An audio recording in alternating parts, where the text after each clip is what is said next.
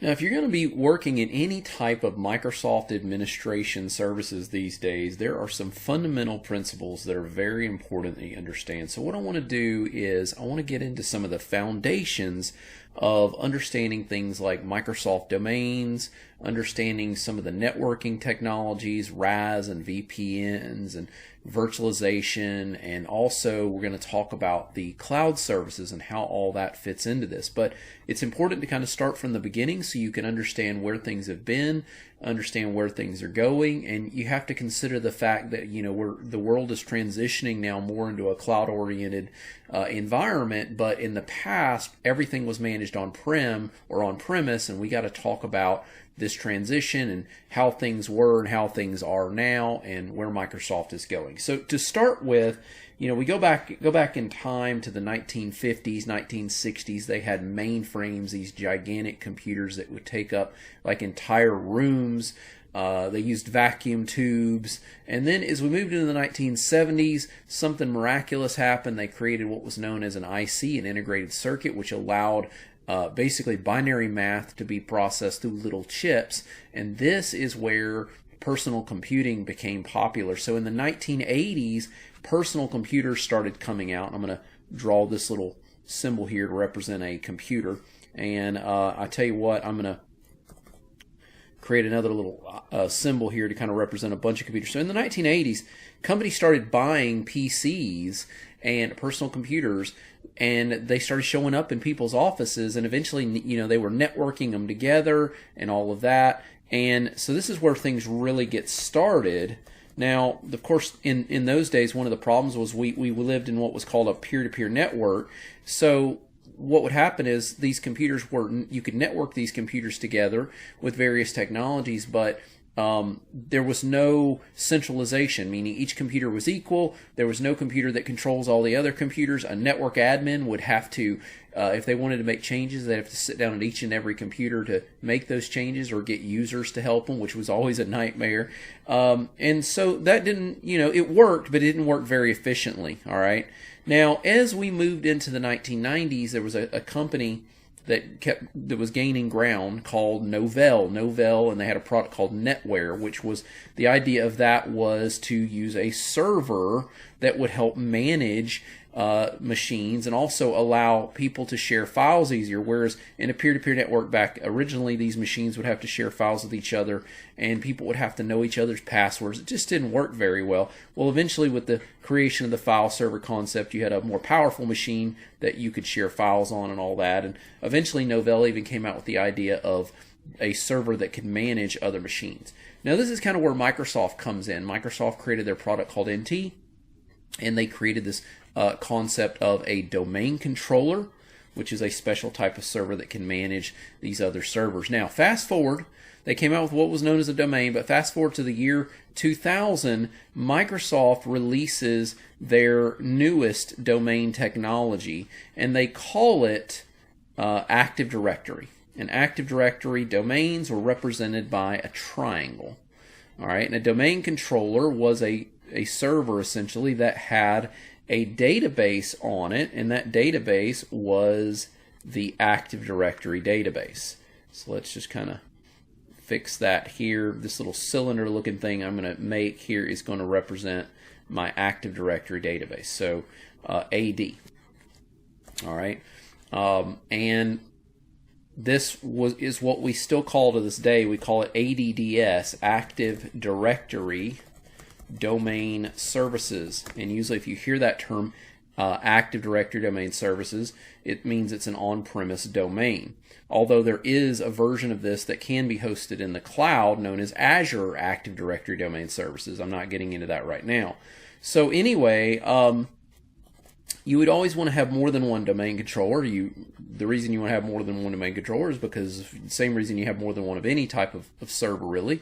One reason being to break up the disbursement of load, these machines will authenticate with these domain controllers, and the more machines you got, you know, you don't want all of that just going to one domain controller, right? The other consideration is redundancy. If you only have one and that server goes down, well, you're in trouble, right? So we want to have multiple.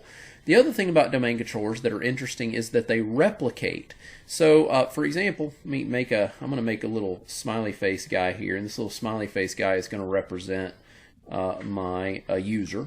So we create a user account on a domain controller. Now, the interesting thing about user accounts, or the interesting thing really about domain controllers, is that they replicate. So everything you do on one will replicate over to the other. So if I create a user account on that first one, well, replication is going to occur between both of them.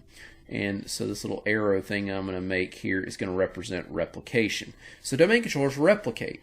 That means that this user could log on to any one of these thousands machines, and it's going to, you know, authenticate with the domain controller. All right. The authentication protocol that is used is the protocol known as Kerberos. All right. Kerberos is the authentication protocol.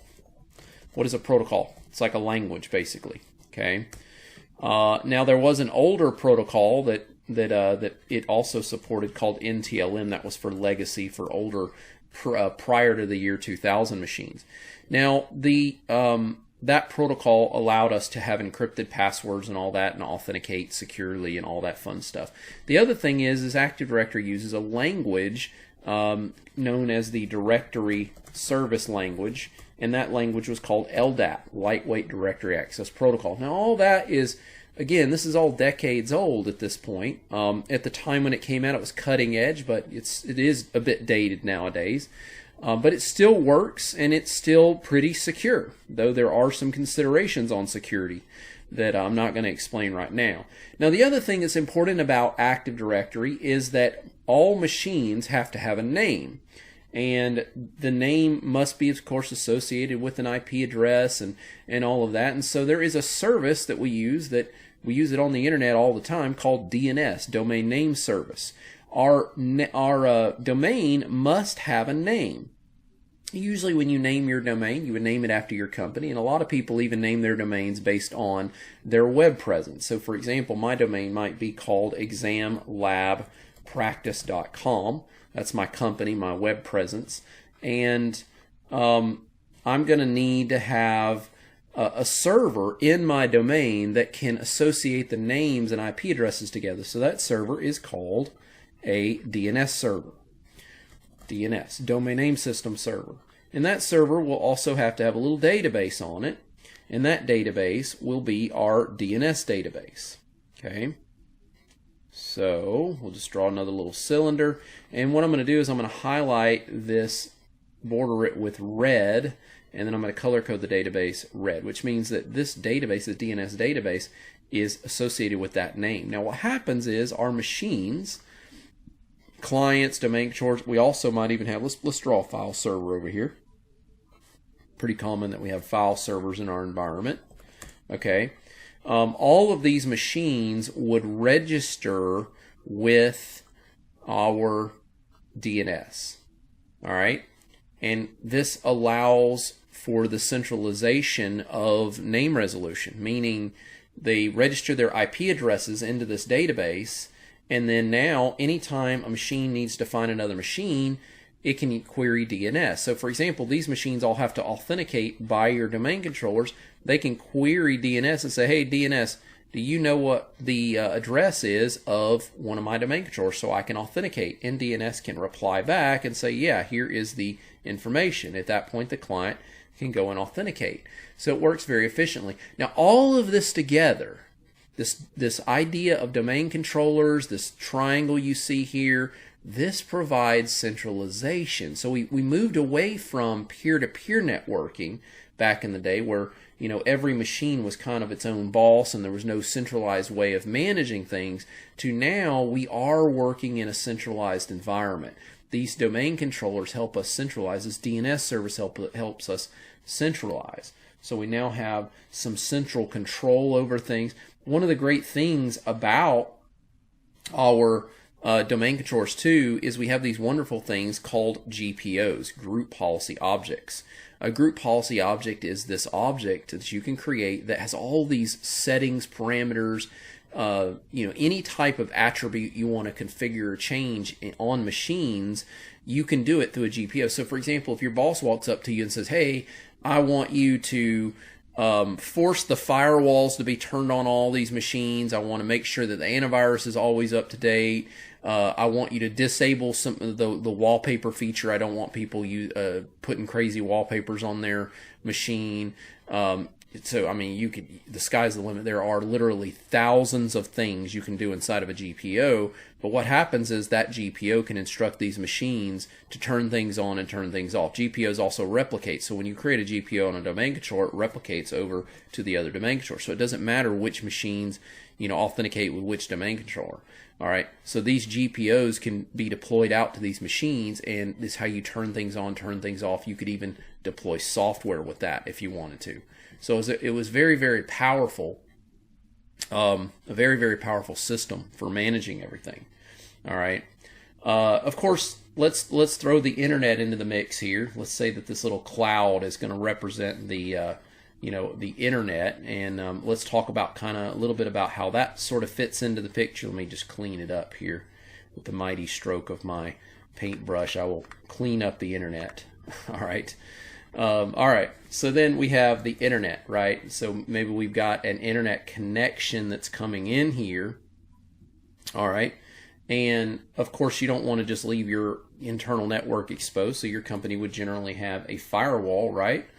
And we'll just put that firewall right here. And so now we have a secure way for traffic to flow out to the internet, and the only things that can come in would be things that we send out, and we could allow things through that firewall if we want to.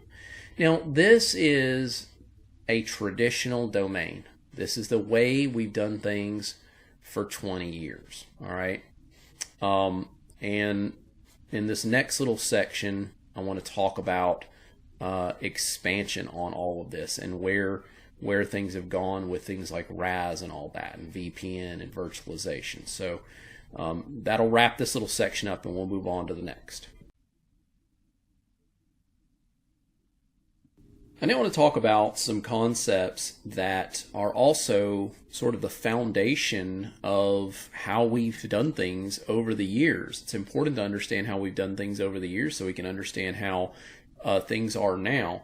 So looking back, we have an Active Directory domain, ADDS as it's called, Active Directory Domain Services, which uses the LDAP, Lightweight Directory Access Protocol, which uses Kerberos for authentication, or for the legacy back in the 90s devices that used NTLM, New Technology LAN Manager, which isn't all very new these days, but even Kerberos is pretty old considering, we've been using it for decades, and I think actually the protocol even came out back in the 1980s. So, we got some data technologies, but the technologies have been updated, a lot of them over the years, to be secure, so you can still feel comfortable using those. But let's talk about some different scenarios now.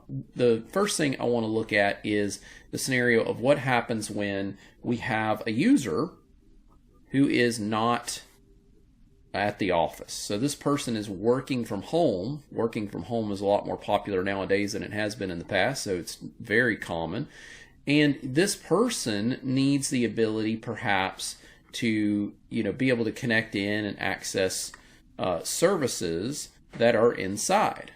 Okay, and we've got a file server, but ultimately you probably are aware that in the past it was always this mindset of do it yourself, host your own server. So your companies might have a file server, but then they might also have a they might have a SQL database server that users need to access. Let's create that SQL. All right. Maybe Microsoft Exchange. That was email, right? Microsoft Exchange was used for email, and then maybe even like SharePoint was very popular.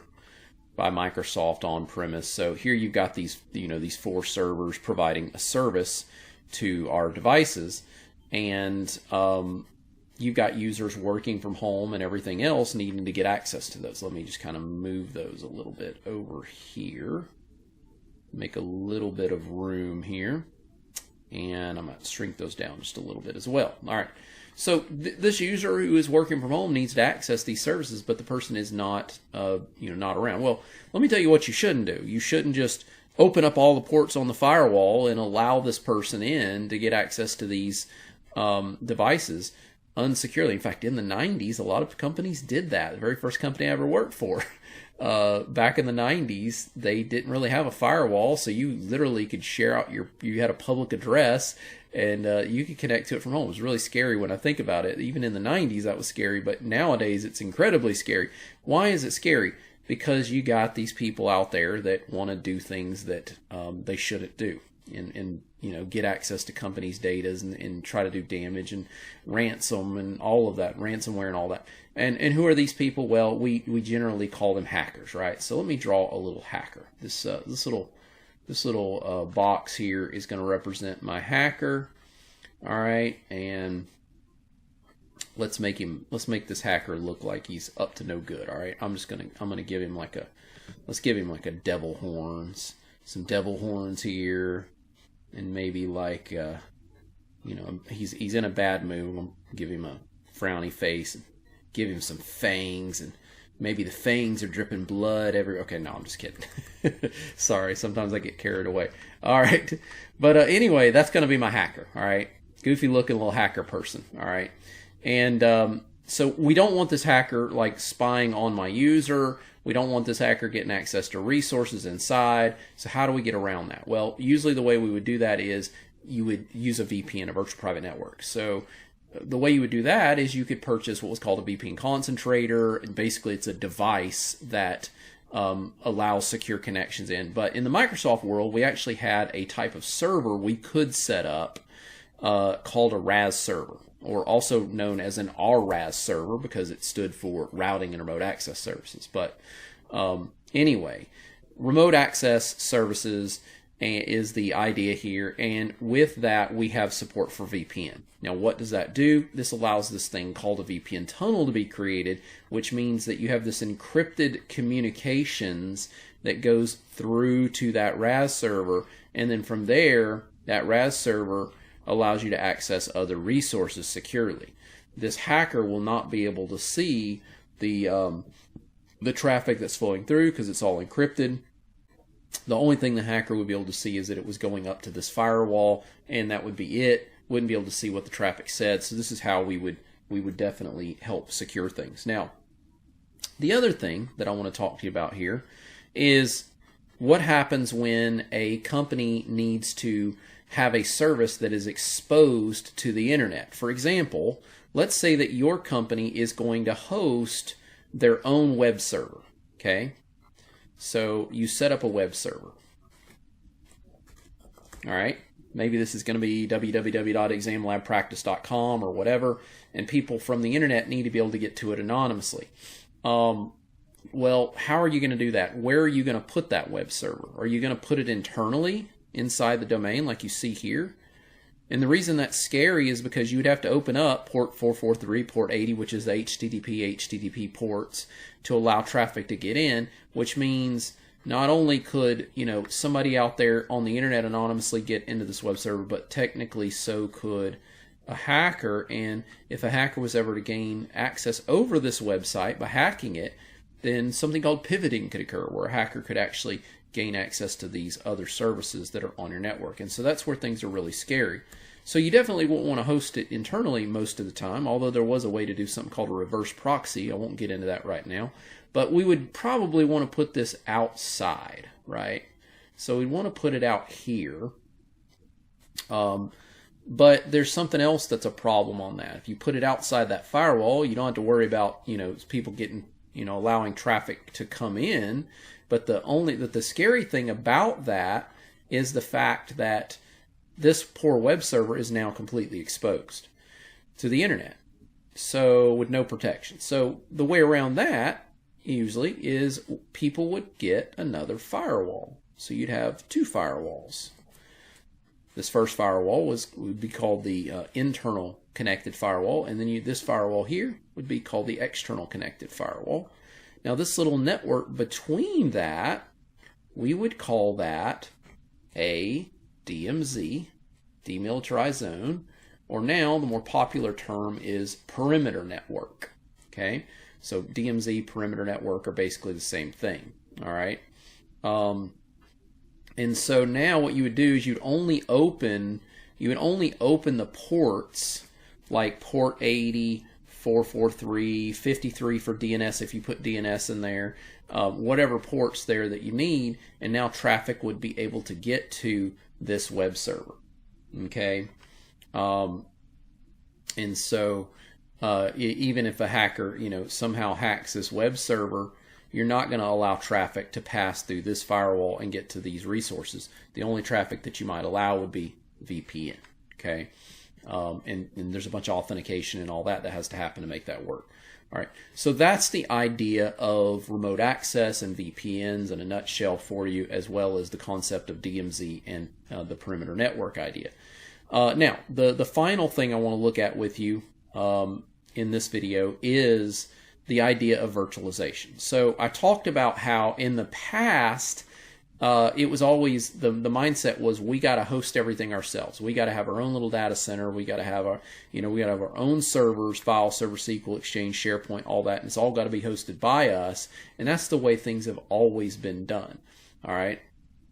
Now, then what you'll find is as time went on, a company called VMware came out with a way of expanding on virtualization. Just so you know, virtualization is not a new term. Virtualization has been around for a very long time. In fact, the term hypervisor is essentially the software that lets us emulate hardware. And if you can emulate hardware, you can also store software on that emulated hardware. That's the idea of virtualization. That term hypervisor has been around since the 1970s.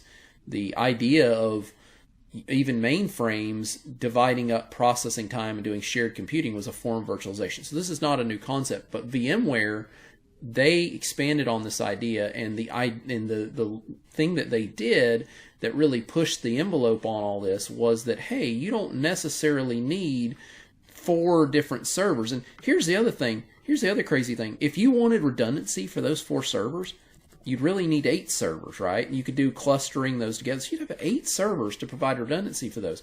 But with virtualization, I can set up a hypervisor server, 1 server, and virtualize those other servers. Now, in the Microsoft world, we call that Hyper-V. That is the software that does this, Hyper-V, hypervisor. Microsoft's not the one that came up with that. VMware is not the first to ever come up with that. VMware was the biggest contributor to this concept, though, so I do have to give them credit where credit is due. All right, now the other beautiful thing, though, about this is you get a really, really powerful machine. You virtualize your machines on those. You get these things called checkpoints in Microsoft. They used to be called snapshots, and a lot of other companies still call them snapshots, where you can make changes without the worry of breaking anything because you can revert back to before the change was made. The other thing that's wonderful about using virtualization is if I want to have complete redundancy, I don't have to have 8 servers. I could literally, purchase another server and have a copy of the virtual machines on that other server. Now I've only got 2 servers as opposed to having to have a total of 8 servers. Okay, so this is a very powerful feature capability that kind of started everything. Another thing that we got, and this is kind of where you start thinking about cloud computing, is with virtualization comes the term elasticity, which basically means that each of these machines can be given a certain amount of RAM processing power, but here's what's interesting about that. If one of the servers isn't using all of the available RAM that it's been given, it can share it with other servers. So for example, this file server has been given more RAM than it needs, and then SQL needs that RAM. The file server can give up some of that RAM over to SQL, and when SQL's done using that extra memory, it can release it back to everybody It's basically a pool type scenario where it gets released into a pool of RAM and pool of CPU, and they can grow and shrink as they need. And that's a small way of sort of on-premise way of looking at elasticity. Of course, when you get into cloud computing, you'll learn that that can expand across multiple machines across the board in these big data centers, but not to get into that just yet here. But that's the idea. Hopefully that now helps you with understanding that concept of what virtualization is. And with that is really where, cloud computing started to come into play, which I'm not explaining in this video. But hopefully now you have a much better understanding of the concept of the RAS, VPN, as well the DMZ concepts and virtualization. And now in this next section, we'll start getting into the concept of cloud services.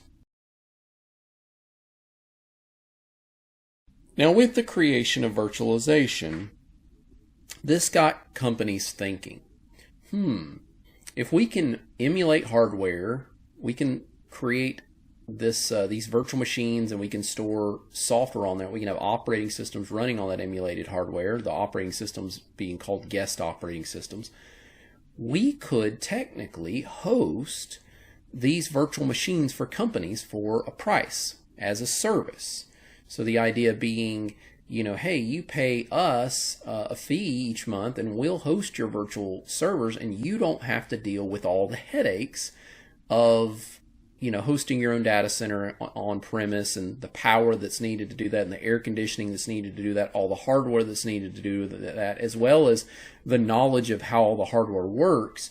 So this is essentially what a cloud company brings to the table. So various companies like Google and IBM and Microsoft and Apple and all these companies, a lot of them already had tons of data centers, these big massive warehouses all over the world that they could support it. Some of these companies, such as Microsoft and IBM and Amazon, and Amazon being one of the biggest and first, decided to open this up to the public for a fee and allow you to host your services in their data centers. So this is where cloud computing really comes into place. This big cloud here is going to represent cloud computing, mainly the Microsoft cloud computing. And of course, it's all connected to the internet with incredibly fast, high-speed internet connections, fiber connections, and all of that. So there's some terminology or some acronyms I want to talk a little bit about real fast here as we get into this. First off, in cloud computing, there is an acronym we call IaaS. That stands for Infrastructure as a Service. Okay? Infrastructure as a service means that a provider is hosting all of the hardware infrastructure for you, and then they are going to provide you with a way for you to interact with that hardware and utilize their hardware as a service.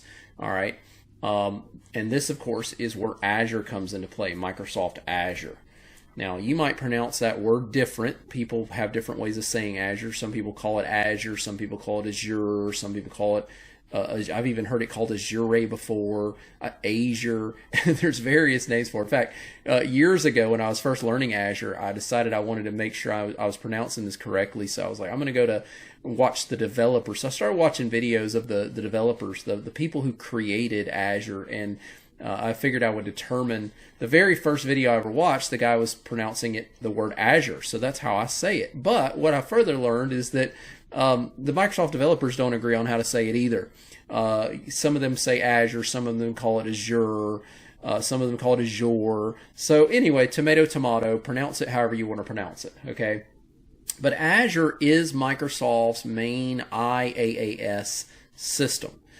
What this is Microsoft is going to host, they've got all these data centers all over the world, and they're going to host their hardware so that you can host on top of their hardware your virtual machines or whatever it is. So you can host virtual machines. Microsoft will also allow you to have access to what are called virtual appliances, like virtual firewalls, also virtual load balancing software, because you can get access to what are called VNets, This is virtual networking, so you can create these virtual networks based on TCP/IP that are running your, in their cloud service with virtual machines on it, and then you can put a virtual firewall. So you can almost like recreate what you're seeing here in an on-premise environment. You can recreate that in the cloud.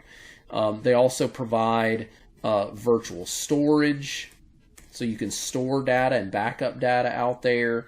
They support database hosting, all of that. That's all part of IaaS. Now with IaaS, the model for that, for the most part, is you pay for what you use. So there's an algorithm that looks at how much memory, how much processing power, how much storage that's being used, and then you get a fee each month for what you're using.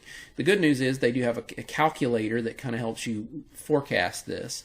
And you can even set alarms to let you know if you're approaching a certain budget that you've got on cost. There's a lot of things out there to help you do that. But that's the idea. You pay for what you use. Okay, now there is another couple of terms I want to mention as well.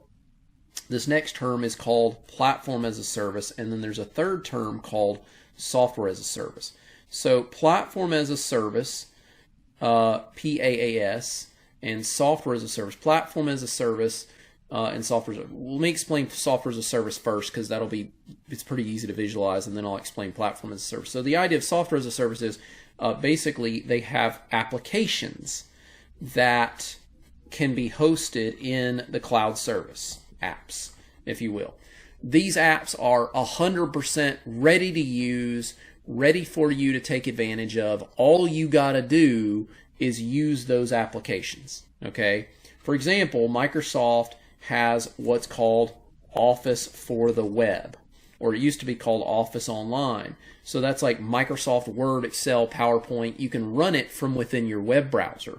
All you got to do is just jump right in and use it. So from an admin standpoint, all we have to do is assign the users that are allowed to use that, and they can go use it, and it's available to them 100%. All they got to do is start using it. There's not really a lot of administration for us. Now, what is Platform as a Service?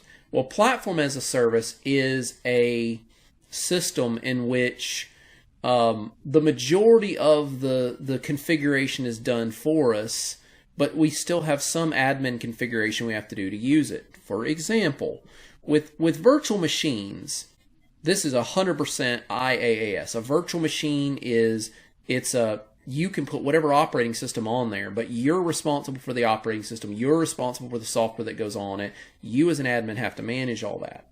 Okay. With Platform as a Service, virtual machines are set up in the background that you don't have any control over. They've already put the operating system on there. They've already put the software on there. You don't have any control over any of that. But there's still some administration you have to do in order to control it. For example, Microsoft has a directory service called Azure AD. Now, this is a big deal. This is probably one of the biggest deals of the things I've gone over so far in this cloud. Azure Active Directory is what we call a platform as a service. It is a directory service that is sort of the cloud version of what you have here called ADDS. So, now I remember when I first heard about Azure Active Directory, I thought, oh, well, this is just like you're just hosting virtual domain controllers in the cloud. No, they have completely redone the concepts of Active Directory. It is completely redone with all new web-based programming languages. It does not use any of the dated stuff like LDAP and Kerberos and all that. It uses industry standard authentication protocols in order to support all the latest and greatest features and capabilities in the cloud. Okay, and so these are where users, passwords, all of that stuff is going to be managed in the cloud. But it starts out with almost nothing in it. So it's ready to use, but you as an admin have to start creating users and all of that. Now you might say, well, wait a minute, what if I want to use my on-premise users in the cloud? Well, stand by, I'll explain that in a second. Anyway, Azure AD is a platform as a service. So is, here's another one, Exchange Online. Microsoft has Exchange Online. That is actually both a platform as a service and a software as a service, in that the admin side of it is the platform as a service, but the user side is the software as a service. Same thing for SharePoint Online. Microsoft has SharePoint Online as well. Same idea there. All right. And then you've got Microsoft Teams. That's the admin side of that is a platform as a service, but the user side of that is a software as a service. There is OneDrive for Business. That's a cloud storage that we have access to that allows users to store their data out there in the cloud.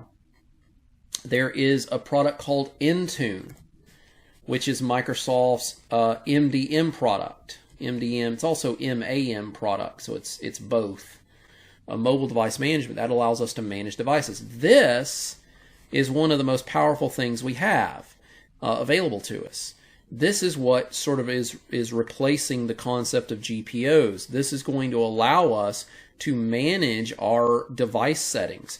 Not only can we manage on-premise devices, but we can manage mobile devices. GPOs can only manage devices for Windows. With Intune, we can manage Windows, Android, iOS, iPadOS, macOS, all that stuff. With the help of Intune, we can manage the settings and restrictions. We can deploy software. This is a very, very powerful product, okay, that we have available to us. It even has a thing called Autopilot, which will allow us to reconfigure Windows machines and all of that. So very, very powerful stuff that we have available to us. All right. Now, I will tell you that Azure has, Azure definitely has some of the, it has some platform as a service technologies and some software as a services technologies, but the main type of system that Microsoft has created for platform as a service and software as a service is called Microsoft 365. Okay, Microsoft 365. All right, which I forgot to add to my display here. We actually do have apps that are called the Microsoft 365 apps. All right, which formerly they would call them Office 365 apps. They're now, starting to call them Microsoft 365 apps. But the Microsoft 365 services it is a cloud service that basically sits on top of Azure. So you have Azure in the background of all this, and the Microsoft 365 sitting on top of it. All right, you can't have a Microsoft 365 account or tenant that doesn't also have Azure. Azure is in the background no matter what. And the other thing to be aware of is both of these share Azure AD. So you'll notice that there are web portals for creating users and things through Microsoft 365 or creating users through Azure. It all ties back to Azure AD. You're going to see the same users no matter what. So these two things are glued together basically. Okay, they're glued together. Now on Microsoft 365 with PaaS and SaaS and all that, you're not really going to be hosting virtual machines, but you're going to be working with these services. Let's just kind of color code some of this real quick. All right. Now again, I do want to add that Azure does have PaaS and SaaS services that I'm not getting into right now, but it's mainly an IaaS based service. That's its main focus. Microsoft 365 is strictly PaaS related and software as a service, SaaS related. It doesn't really have any virtual machines or any of that, though it can interact with them. Okay, so if I was to sort of draw a circle around some of these, all of this stuff you see here would be Azure related, and then all of this stuff you see right here would be the Microsoft 365 related. Now, they both share Azure AD, so I'm going to put a purple circle around that. Red and blue make purple. All right, and so they all link to that. Okay, and so that is how Microsoft handles those concepts. The other thing about Azure's. With Azure, you're paying for the CPU, RAM, storage you use. With Microsoft 365, it's all based on licenses. So you purchase these subscriptions that have a certain amount of licenses, and you issue these licenses out to your users, and your users can take advantage of these various features. Okay. One more thing I want to explain here, and that is, what about the issue of what if we want to use our on-premise users to access resources in Azure? Well, Microsoft has a solution for that. They actually have a type of server that you can set up, and the server is called an Azure AD Connect server. Azure AD Connect. Now, what does this do? An Azure AD Connect server, this is a synchronization-based system, and what it will do is it will allow my on-premise users to be synchronized out to Azure AD. Now, it does not allow Azure AD users to be synced in, only out, but it will allow user passwords and all of that to be synced in. So if a user is logging on to Azure AD and they change their password out in the cloud, it does have the ability to synchronize that password back in. But the beauty of this is by going this route, if you have this on-premise environment, you can achieve what we call SSO. What is SSO? Single sign-on. The idea of single sign-on with all of this is my user can sit down at their on-premise computer, they can log on, and it's going to log them on both in the cloud as well, it's going to log them on-premise as well as in the cloud at the same time. All right, and they can access resources out there. The other thing I'll tell you is that Microsoft has moved into a way to where you could technically not even have a domain nowadays. You don't necessarily have to have a domain. In fact, it pains me to say this as a consultant because, I have fed my family for, 2 decades by using Active Directory, both teaching it as well as, consulting on it. But I'll be honest, Microsoft is now moving in a direction to where domains are not even needed anymore. They're now making it possible to where everything can be managed through your cloud service and domains are not needed. But if you're a company that's already got a domain and all this is still in place and all of that, then this Azure AD Connect server is going to be the thing that's going to help you. Okay? All right. Well, hopefully this has now helped you have a better understanding. This was really just a fundamentals video to help you understand the cloud service, the concepts of it, and I hope that this has been helpful to you. So now I want to look at the Azure portal so we can kind of look at Azure AD and talk about some of the administration we can do on that side of things. So if I actually type portal.azure.com. That's going to bring us over to the Azure portal, all right, which is where Azure Services is all going to be managed. And then I'm going to click the little menu bar here, little menu button, and I'm going to click down on Azure AD because that's what we're going to be mostly focusing on here. And this is, of course, where you can manage users and groups. Keep in mind that even in Microsoft 365 services, they're storing their users and everything over here in the Azure AD. So this is all the same. So if I create a user, for example, here under the user's blade, it's going to be reflected over on Microsoft 365 side of things as well because, well, it's all kept in Azure AD. Same for my groups, okay? As well as working with things like roles, my devices, licenses, and all that. So I can actually see the licenses and stuff here, just like I can over on the Microsoft 365 side of things. Password settings can all be controlled here. The main thing to get across here is that even with Microsoft 365 services, it's keeping all of its user accounts, passwords, groups, all that stuff all over here on Azure AD. So really the two things are connected. But there are going to be a few things you can only do on this side in order to accomplish certain tasks. For example, if I'm going to be setting up what is known as Azure AD Connect, where I'm going to be synchronizing my on-premise environment with the cloud and all of that, I'm going to be doing that over here, okay? This is where I'm going to be managing all that, okay?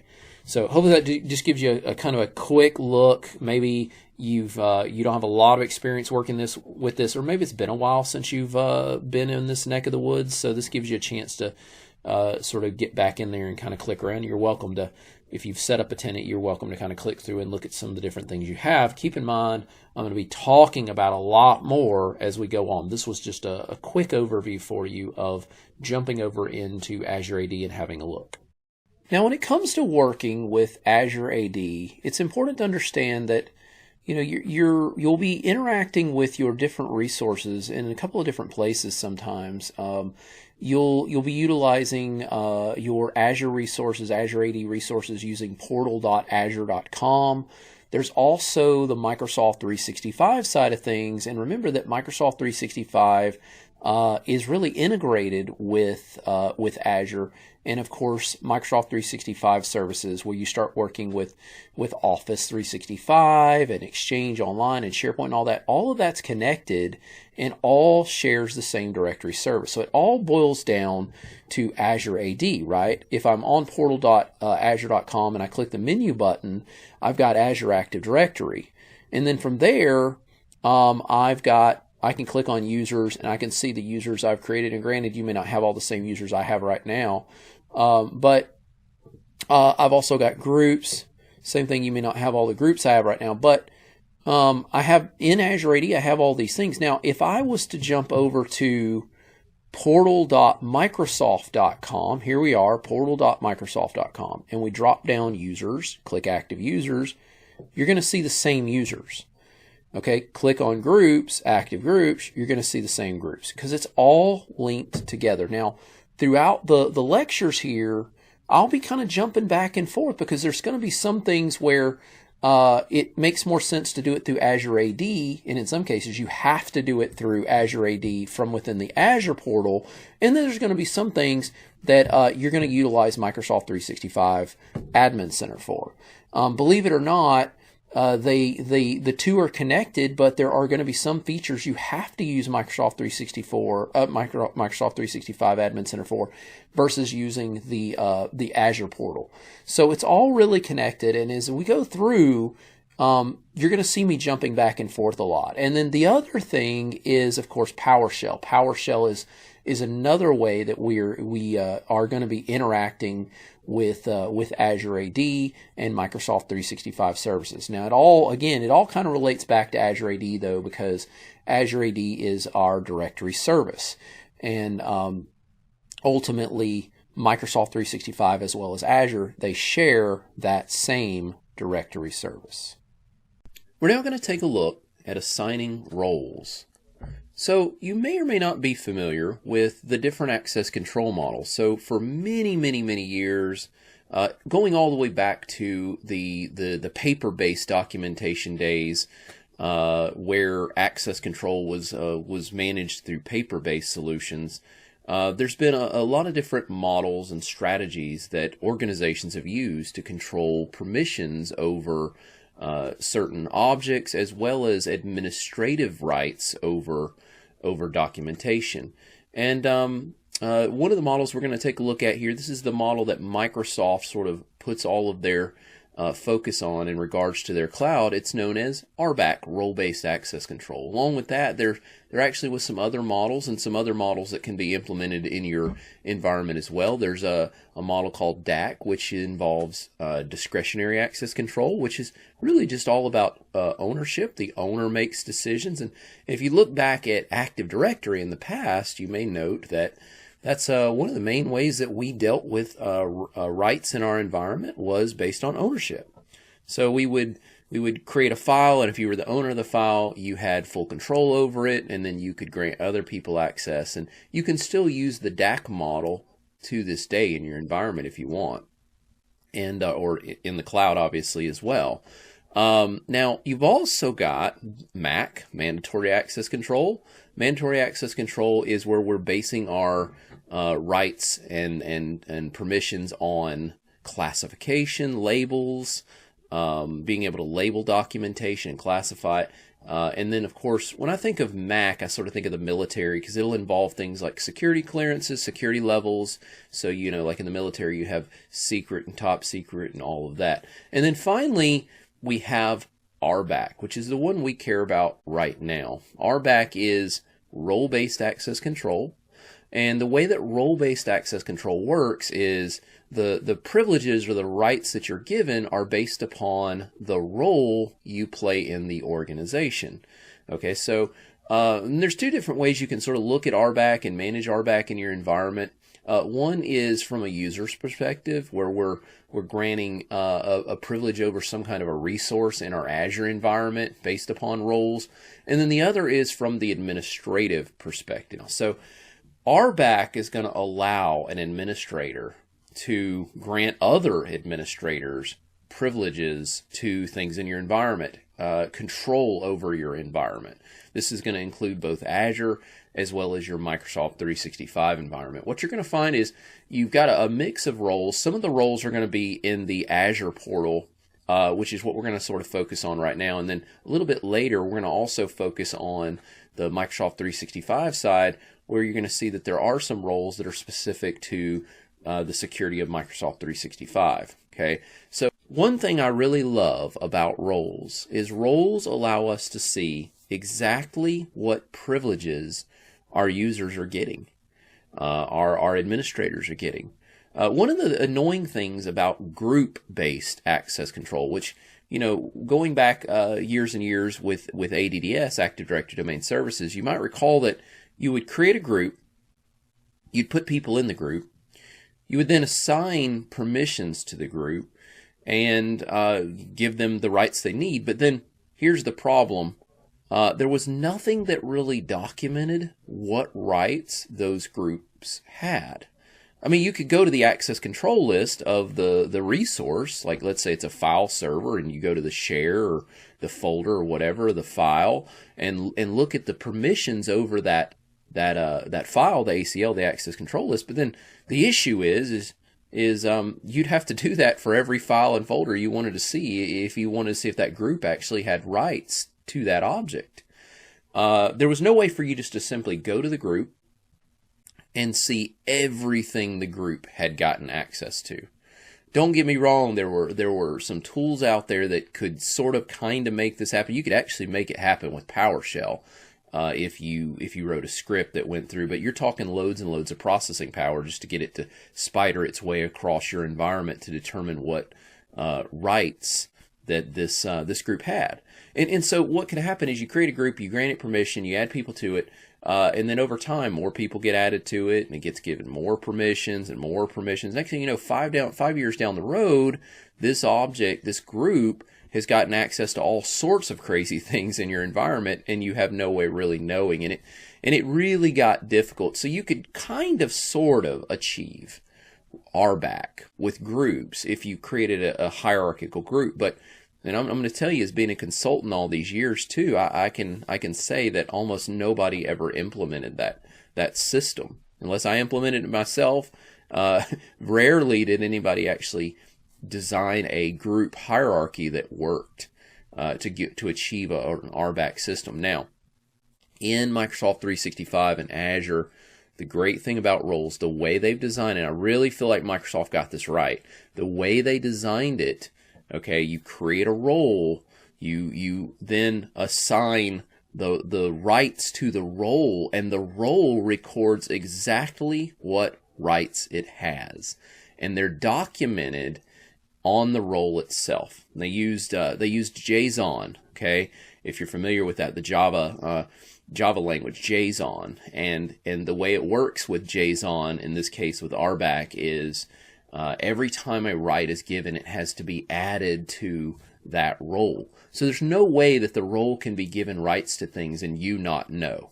Okay, and then from there you can assign identities to that role and give those users rights. So you could add users or groups or whatever you want to those roles. And of course, identities can have more access to more than one role. So if I have a user who needs to be able to control Intune but not control Exchange, Or maybe I have a user who needs to control Intune as well as SharePoint, but not Exchange. I could have this user given the Intune administrator role and the SharePoint administrator role, but not the Exchange administrator role. So it gives me that ability to do this next thing, which is the principle of least privilege. So if you're not familiar with that term, that's another sort of cybersecurity term that you hear out there. Least privilege involves giving out the least amount of rights, but still allowing somebody to do their job. Okay, so giving out the least amount of rights, but still allowing them to do their job. All right. I do a lot of classes on military bases and things, and I know a lot of times I have to have them like vouch for me to get into the military base, and they give me a pass, and sometimes I have to be escorted in a building to my classroom, and I'm surprised I don't have to be escorted to the bathroom. But in those classes, that's an example of least privilege. They're giving me the least amount of rights to get on the base, to get into my classroom, do my class, and then leave. So I've had the honor of teaching a lot of military guys, a lot of cybersecurity classes, and all of that, and that's what always comes to my brain when I think of least privilege. But the logic is this. Okay, so if you've got somebody who only needs to perform a certain action, then you should give out the bare minimum rights that they need. Okay, as opposed to giving too many rights. All right, I'll never forget the very first company I ever worked for in the 1990s as an administrator. I was a junior level admin, and they're like, "Congratulations, you're hired." So I get hired, and they put me, they give me access to, this was an NT network, so I get access to a tool called User Manager for Domains. Some of you guys might remember that old tool. And I open it up, and I notice that there's like 80 people that are domain admins, and I'm one of them. So they're kind of like, "Congratulations, you're hired." And then all of a sudden I'm a domain admin, and there's like 80 people that are domain admins. And I start looking through the list, and I'm like, wait a minute, that guy's a sales guy. You know, why is he a domain admin? You know what I mean? So that's an example of not using least privilege. And I think sometimes people in their environments get too much into giving these rights out when to just achieve something. Oh, the person wants to install programs on their computer. Let's make them a domain admin. That was sort of the logic. So you definitely, in today's world, with the amount of cybersecurity issues that we have, we definitely want to use least privilege. And Microsoft highly encourages this. And one tip I'll give you on the exam is that always assume they want least privilege. So if you're looking at a scenario where they're saying, "Hey, this user needs the ability to go in and make changes to Intune," okay, as an administrator, but you don't want them having control over the entire Azure environment, you know, or even heck, even they don't say that, assume least privilege is always what they want. Okay, that's going to be one tip I give you. So I'm not going to make the person a global administrator. The global administrator role is the most powerful role that you can have in Azure Microsoft 365. You basically have, as I like to say, intergalactic cosmic powers over Azure and Microsoft 365 if you're a global admin. Yes, you can control Intune, but you can also control everything else, and that's too many rights for people.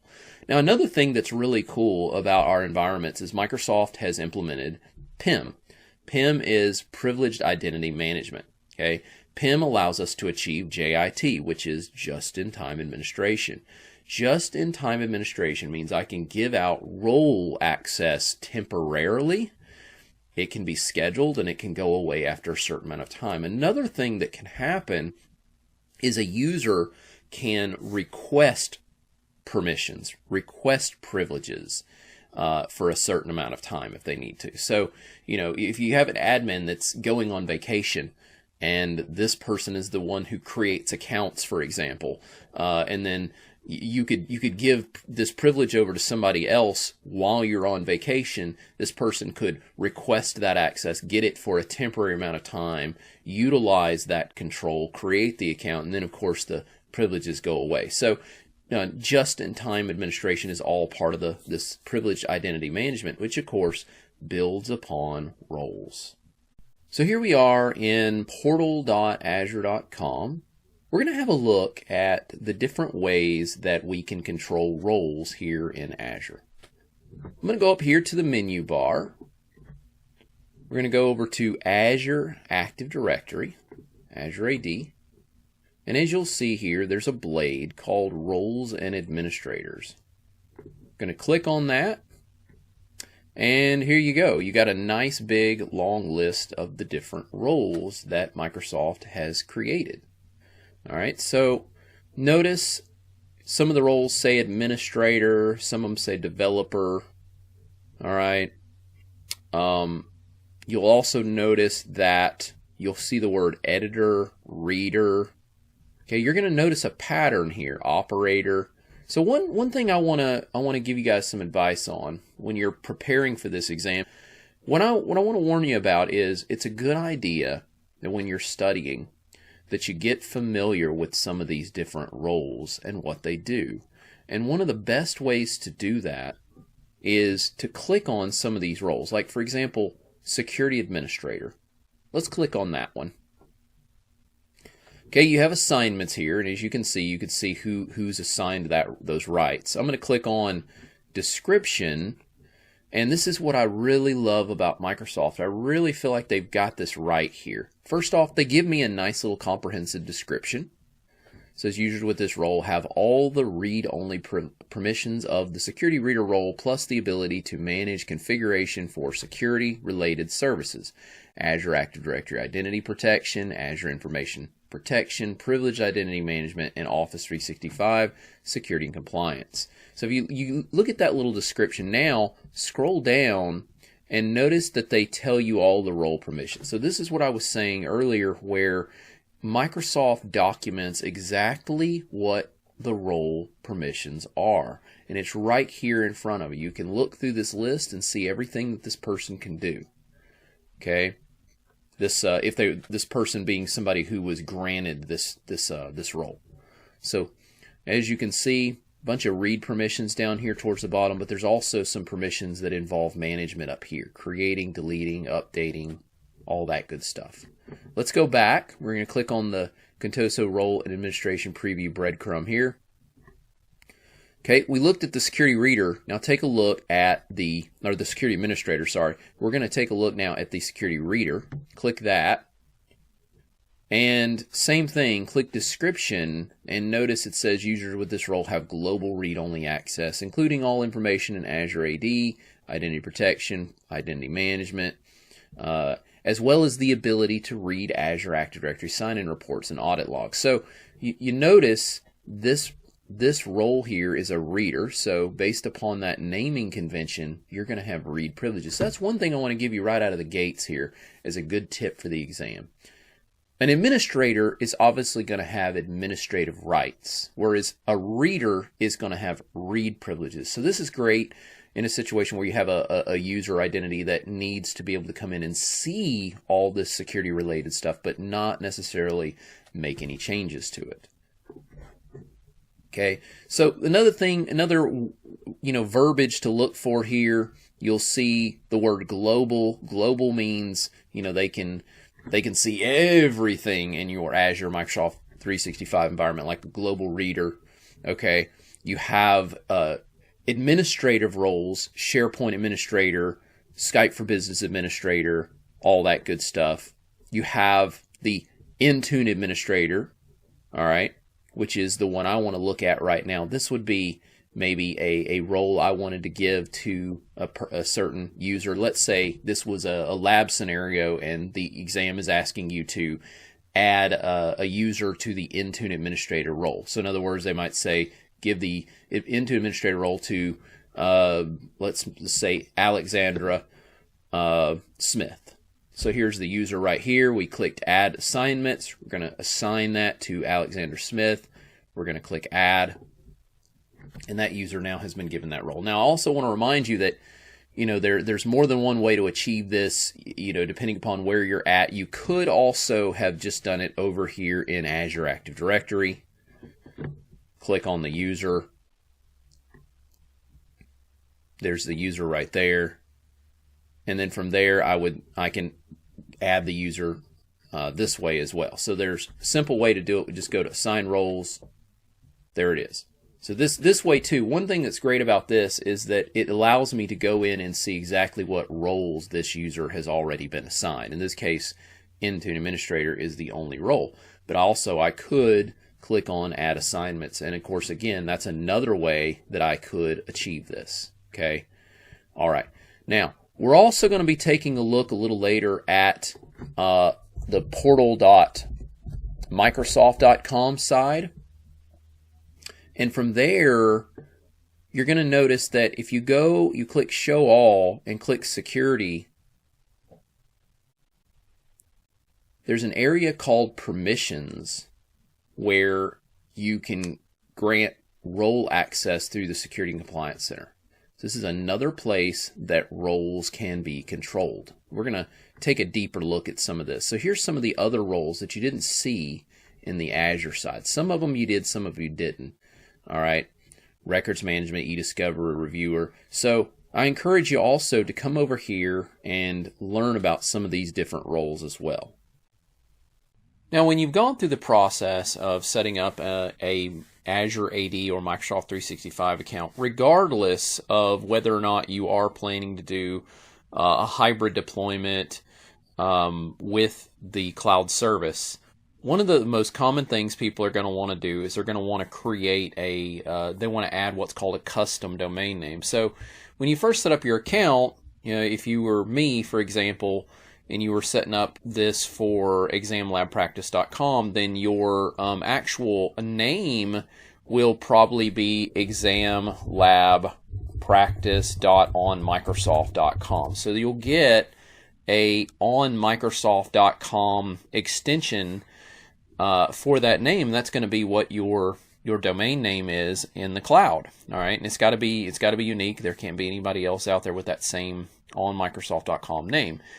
But as you can probably imagine, as a company or organization, I don't want to be known as with a domain name with onmicrosoft.com. I actually want to be known as just examlabpractice.com. Okay. So in order to do that, you have to create what's called a custom domain name. All right. It's actually really easy to do. The only thing that can be a little tricky is you have to make sure that you can prove that you actually own that domain name. And the way that you're going to prove that you own that domain name is, a couple of different ways. Number one, you have to have an internet-facing DNS server. That means a DNS server that's accessible from the internet. And that DNS server, you will add either what's called a text record or an MX record to that DNS server. And Microsoft will give you basically a code that you're going to add into that little record. And then you will, essentially from there, you will be able to prove that you actually own that name by adding that code into that record. So it'll be like a number that they'll have you add. Okay.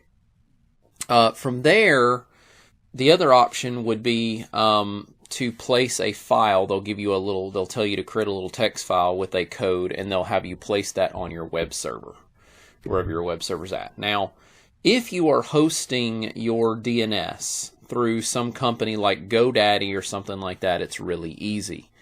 For one, GoDaddy, if it detects it's a GoDaddy a DNS server, then you can basically just put in your GoDaddy credentials and it'll register. But if it's a non-GoDaddy DNS server, then all you got to do is log on to the website, and you would create the record through the website that they want you to create. So it's actually really easy. The thing that gets people on this, though, is they want to create the record on an internal DNS server. Like, for example, here in my diagram, we have an internal DNS server. Now, this DNS server is not accessible from the cloud. If your Azure AD is trying to prove that, hey, you own the name, it would have to get through the firewall, and you wouldn't want to expose your internal DNS because it's got information regarding Active Directory. What most people do is they have an internet-facing DNS server, and an internet-facing DNS server would go usually in your DMZ. Okay? It would be a different server altogether. And it would actually, even though the database may have the same name, usually it's not the same database. Okay, actually I'm going to have to recreate that. But it's not going to be the same database. So even though the database would have the same name, it would not actually be the same database, right? So you would need to keep that in mind, that they're not replicating or anything. You don't want these two databases replicating, because if the two databases are replicating, then that means that the internet-facing DNS server is now it's now accessible from the internet. I'm sorry, the internal data is now accessible from the internet, right? So we want examlabpractice.com database, out there as an internet-facing name, but it's a separate database. So from there, I would be able to create the text record, or which will have a code. It'll basically give you a code or an MX record and go from there. Or I can create the file on my web server. Again, if you're hosting this through a web service like GoDaddy or somebody like that, it's a lot easier. But if you're doing this on premise, you will need to set up an internet-facing DNS server. That means that you'll have to have port 53 open on your firewall. So you'd have to have that port open as well coming in, and traffic would have to be able to flow in and get to that. And you still have to register the name through somebody, whether it's GoDaddy or somebody like that. It's just they're not handling the DNS database, you're handling it yourself. Okay? And then from there, you would be able to go through the process of registering your name. Now, I am going to be demonstrating this in a later video. You're going to see me actually go through the process of registering the name. So stay tuned for that. Now, one of the most common things that we will be using Azure AD for in a lot of our environments is the process of registering devices, so that we can see what devices are registered to Azure AD, and we can control some of the settings and all that fun stuff, especially if you implement Microsoft Intune, which is done through Endpoint Manager. You can really control a lot that's happening on those local machines. Whether or not you have a hybrid environment with an on-premise Active Directory or not, you don't have to have that if you don't want to. You can still control these device settings from the cloud. Now, in order to do that, though, the devices have to be registered, and there are different options for registering devices. Not to mention a few settings that are going to control whether or not we're allowing registration and all that fun stuff. So I want to show that to you guys right now. We're going to take a look at portal.azure.com. We're going to click the little menu button, go to Azure Active Directory, and then there's a blade called Devices. So we're going to click on this little Devices blade, and as you can see at the moment, I have no devices that are registered.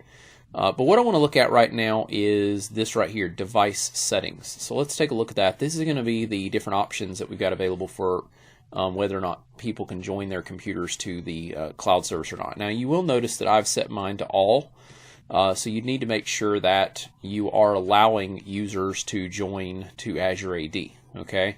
Of course, you could say none, and then of course no devices could join at that point. Maybe you're just using your cloud service for the software as a service side of things, and you're not really using it for, machines joining and managing. So you could select none, or you could select where it says selected, and you could choose particular members that you want to allow to do this, different users that maybe you want to allow to do this. All right, so that is what that first option there is going to do for you. All right, and then below that it says users may register their devices with Azure AD. Okay, so interestingly enough, if you look at the first option, it says users may join devices to Azure AD, and then it says users may register their devices with Azure AD. Okay.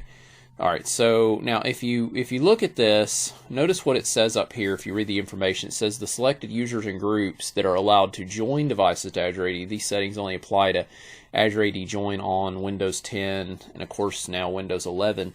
This setting does not apply to hybrid Azure AD join devices, Azure AD joined VMs in Azure, and Azure AD joined devices using Windows Autopilot self-deployment, which of course that is being managed through Intune. All right.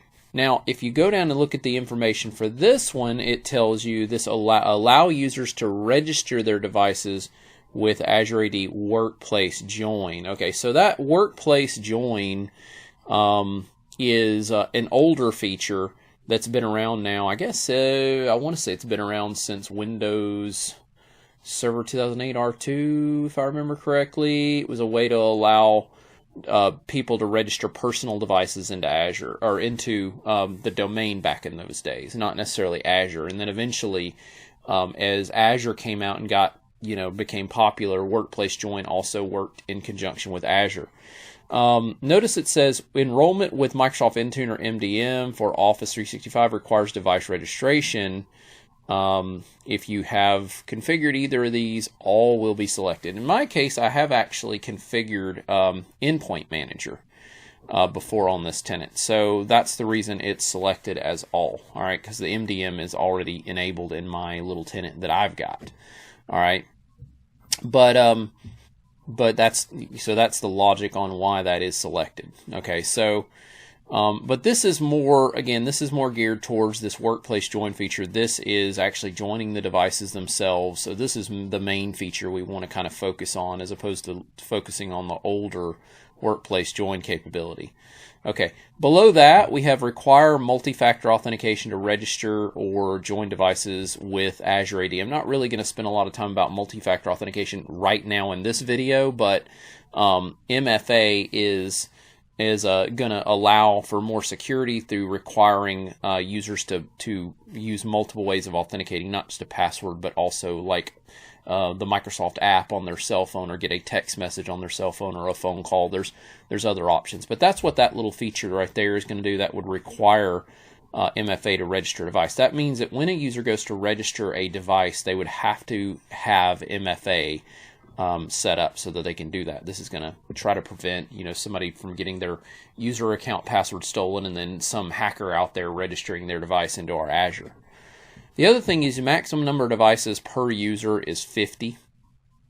All right, that's the default. You can select unlimited. Keep in mind that when you start getting into things like the MDM side of things, mobile device management, that gets into mostly Intune, Microsoft Intune, there is another limitation on it. Users, for things like iPhones and iPads and Android phones and tablets and all that, there's a default level of 5. They can register 5 of those types of devices, or a maximum of 15 if you configure that. But as far as like computers, desktops, laptops, all that, the default here is 50. All right, and so you can select that.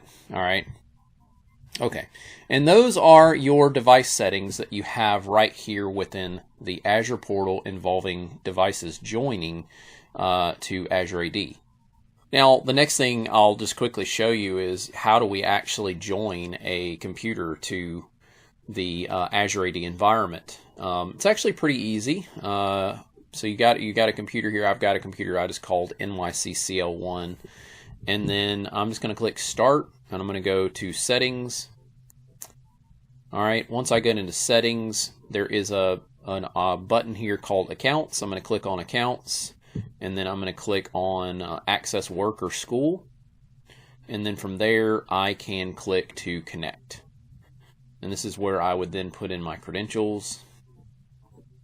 So in my case, jc@examlabpractice.com. Hit Next. And then I'm going to put my password in.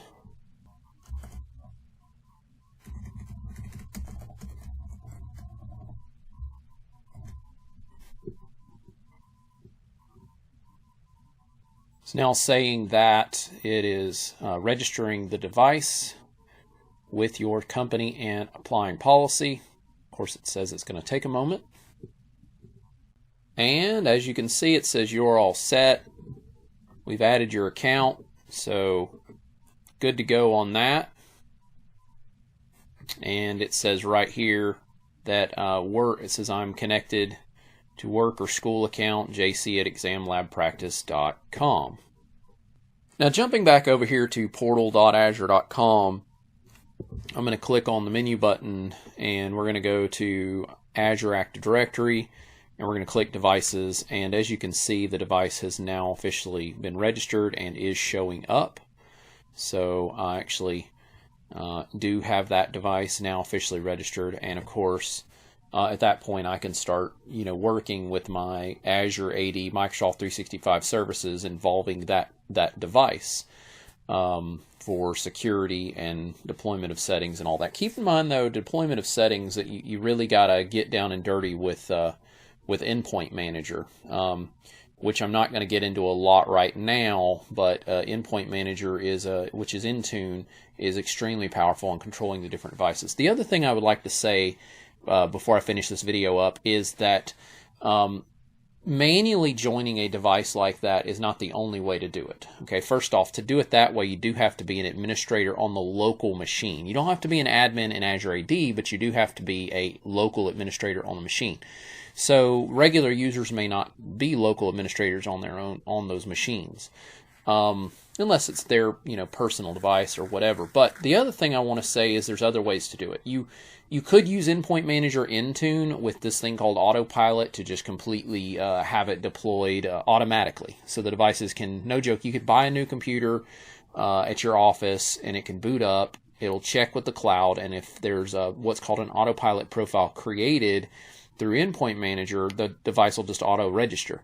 Another option is to use GPOs, group policy objects, to do it. And then one more option is something called provisioning packages. Now, I'm not getting into all that right now, but you can look into that a little bit. And those are some of the other options that you can do auto deployment with when it comes to these devices being joined to Azure AD.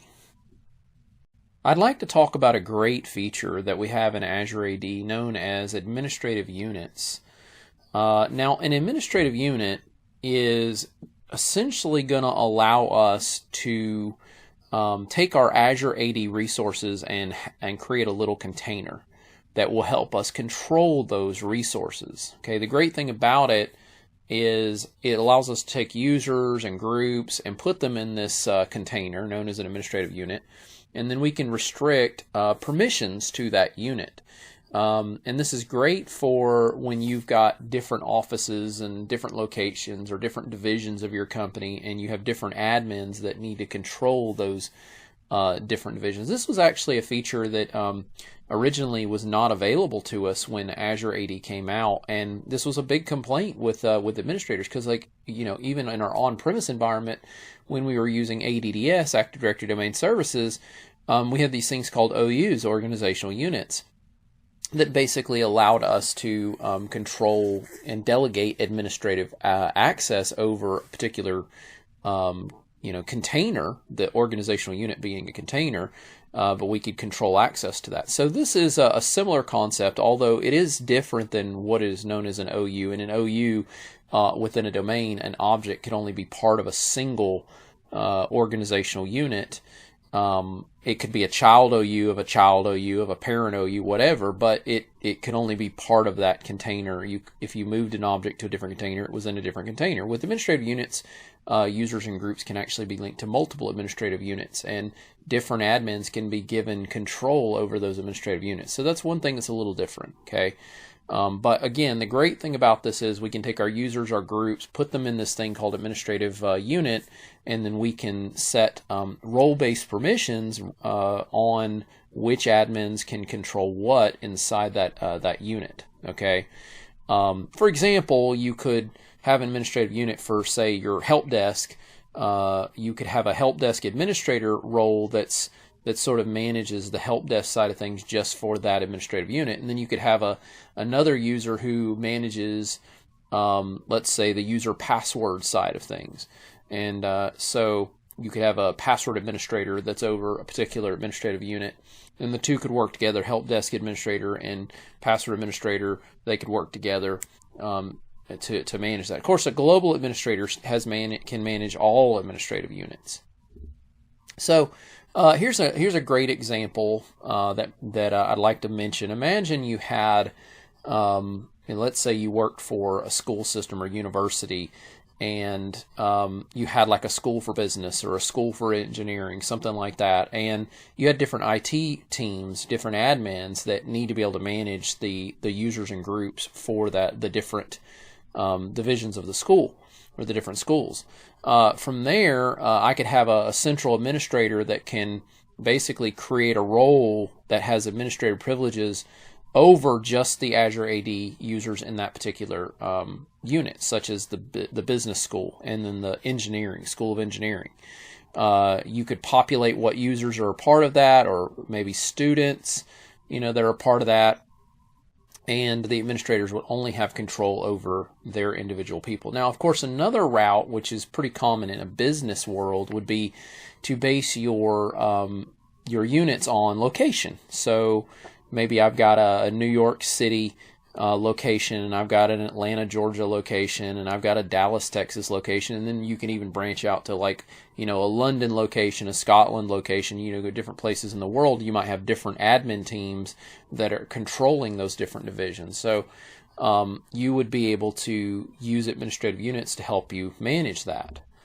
All right, now the last thing I want to say on the administrative units is the licensing requirements. It's important to understand that. You must have an Azure AD Premium license, whether it's Premium 1 or Premium 2, in order to set up your administrative units for administration. However, your users, the members of the administrative units, they don't necessarily have to have a Premium license. They can have an Azure Active Directory free license, and they can be members of the administrative unit. So just keep that in mind for administration of the administrative unit. You will need Azure AD Premium license. So all in all, this is a really neat little feature that that's now available to us to help us manage our users within a container. And in a lot of cases, of course, you want to more look at this from the standpoint of managing our admins, allowing us to help manage our admins and what exact rights they have over our users and groups in our environment. I'd now like to demonstrate the process of working with administrative units in Azure AD. So to start with here, we're gonna be in portal.azure.com. I'm gonna click the little menu button, and I'm gonna go to Azure Active Directory. And then from there, you'll see the administrative units blade right over here on the left. So I'm going to go ahead and click on that. As you can see, I have no administrative units. So I'm going to go ahead and add one. I'm going to click the add button, and we're just going to call this administrative unit, we're just going to call it New York, because maybe we have a New York location. All right. From there, we can click, notice that we can go ahead and click review and create, or we can click next, and we can go ahead or click assign roles, and we can go ahead and start assigning roles that we want certain users to have authority over. Okay, so I'm not going to assign any roles just yet. I just wanted to show you that was an option. I'm going to click review and create, and then click to create, and then it's going to confirm that the administrative unit has officially been created. So now what I'm going to do is click on the New York administrative unit, and we're going to add members. So we're going to click the add member button. And let's just add Abby, Abigail, Alex. Let's add Aaron and Chris Jones. Let's say these are our folks that are based in the New York location. We're going to hit select, and we've now added those users to our administrative unit. Okay, so from there, I can also add groups. Perhaps maybe the whole HR department for our company is located in New York, so we're just going to add the HR group right there. And it does take a moment for this to appear. You'll have to refresh a few times for it to appear, but eventually your group should appear there. All right, then from there I can set roles and administrators. Okay, so from here I could say maybe that let's go here to user administrator, and the user administrator is going to be somebody who has privileges to work with users, create users, all that good stuff. All right, so I'm going to click add assignment, and then from there I can see, notice that it is scoped for New York. Okay, so this is really only going to affect New York. This person, whoever it is that I select, is only going to have control. They're only going to have this role for the New York objects. So we're going to click select. We're going to give this role over to Abby. We're going to say Abby is going to be our IT person. So we'll hit select. Okay, Abby is going to have that privilege. We're going to click next, and then you this is part of privileged identity management, PIM, but you can assign for a certain amount of time, or it can be permanent. I'm going to set permanent. So we'll click assign. All right. And as you can see, it's now officially set. This is another thing that can take a little while before it officially shows up, but rest assured, eventually it should show up. In fact, here's the group HR. As you can see, it did eventually show up here.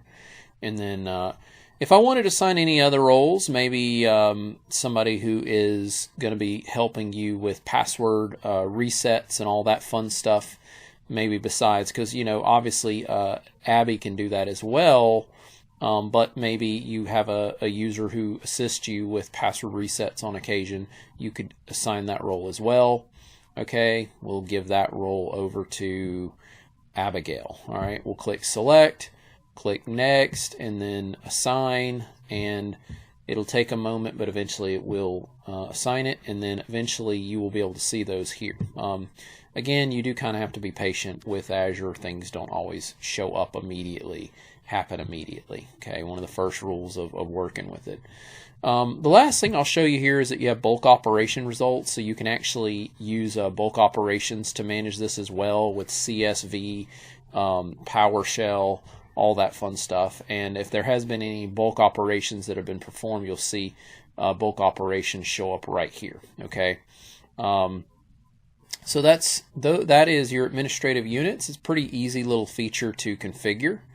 Not a whole lot to it, but makes it really easy and makes life easy as far as it controlling what admins can do over specific areas. So the great thing about this is I've made Abby an admin for this administrative unit, right? I've assigned her the role for this administrative unit, which again, still waiting on all that to show up. But with that, the great thing about that is Abby only has control over the New York administrative unit. So if I had another administrative unit, like let's say I've got an administrative unit called Dallas, maybe for Dallas, Texas, I could click review and create, click create, and then Abby would not have any control over the objects in Dallas. All right. Now keep in mind, one thing that people don't realize a lot of times with this is you can add users from other administrative units. So Abby, Abigail, Alex, they could be part of this Dallas administrative unit as well. It doesn't make a great deal of sense if you're basing your administrative units on locations, but that is something that's a possibility. Okay, that would be a better scenario for that. Would be a scenario where again maybe you've got different branches of your company, and this person is managing those. An example would be like maybe instead of messing with my units involving the location, maybe I'm using departments. So I've got an HR administrative unit, a sales administrative unit, a finance administrative unit, and then maybe Abby is the administrator over all three of those administrative units. So there is circumstances where admins can be involved in different administrative units. And the other thing to remember is that so can regular users. They can be members of multiple. So you could have one admin over the Dallas administrative unit changing Alex's information, and then Abby over in New York could be changing Alex's information. And so you could have two different admins in two different locations that can both modify the results there. So you do have to kind of think about that when you are working with administrative units. But again, all in all, this is a great feature. A lot of people were happy to see this feature added because it does allow us as admins now to kind of scope out what rights certain people are going to have over certain objects. Let's take a look now at some of the tenant-wide settings that we can configure within Azure AD in our Microsoft 365 environment. First thing to understand is that all of these settings are not necessarily all in one place. You have to kind of jump around a little bit, and then part of it would be done through the Azure AD Portal, and then part of it would be done through the Microsoft 365 portal. So let's look and see what we've got within Azure AD. So here we are on portal.azure.com. We're going to click the menu button and we're going to go to Azure Active Directory. Okay, so from there we're going to scroll down, and there is a couple things that affect the entire Azure tenant. Okay, remember that an Azure tenant is an instance of Azure AD that our user accounts and groups, passwords, and all that stuff is being managed through. Okay, so first off, you have licenses. Licenses will affect your tenant. Whatever licenses you have available are going to be available to the users in your tenant, and you can associate those licenses. The next thing that we have is called company branding. Company branding is going to let us put company logos and things like that in there. I can have when somebody signs in, I can have a thing that says, "Welcome to exam lab practice," okay, if I want to. And so, whenever somebody's logging on, they can have a message, you can have a company logo, and so you can save all of that stuff if you want. The next thing you've got is user settings. And user settings gets into whether or not users have the right to register applications. So if you look here, it tells you that if you set this to yes, even a non-admin may register a custom developed application to the directory. So if there's been some custom line of business application or something that has been integrated with your Azure AD, then somebody could actually register that application. You've also got Administration Portal, restrict access to the Azure AD Administrator Portal. So right now, anybody can attempt to log on to the Administrator Portal, whether they are admins or not. If you notice, it tells you that no allows a non-administrator user to basically try to log on to Azure AD. Of course, you can click yes on that. You can restrict who can get access. They do warn you, though, that it does not restrict access through PowerShell or other clients such as Visual Studios. This is simply just portal.azure.com. Also, you can link LinkedIn accounts. It says allow users to connect their work and school to a LinkedIn account if you want. And then right here I've got manage external collaboration.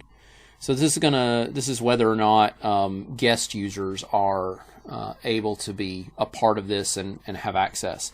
So first thing you'll see is guest user access restrictions.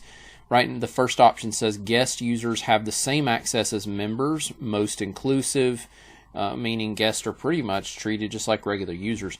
The second is guest users have limited access to properties and membership of directory objects. So certain objects they're going to have read access to, and then some they could make changes to based on their licensing that you give a guest.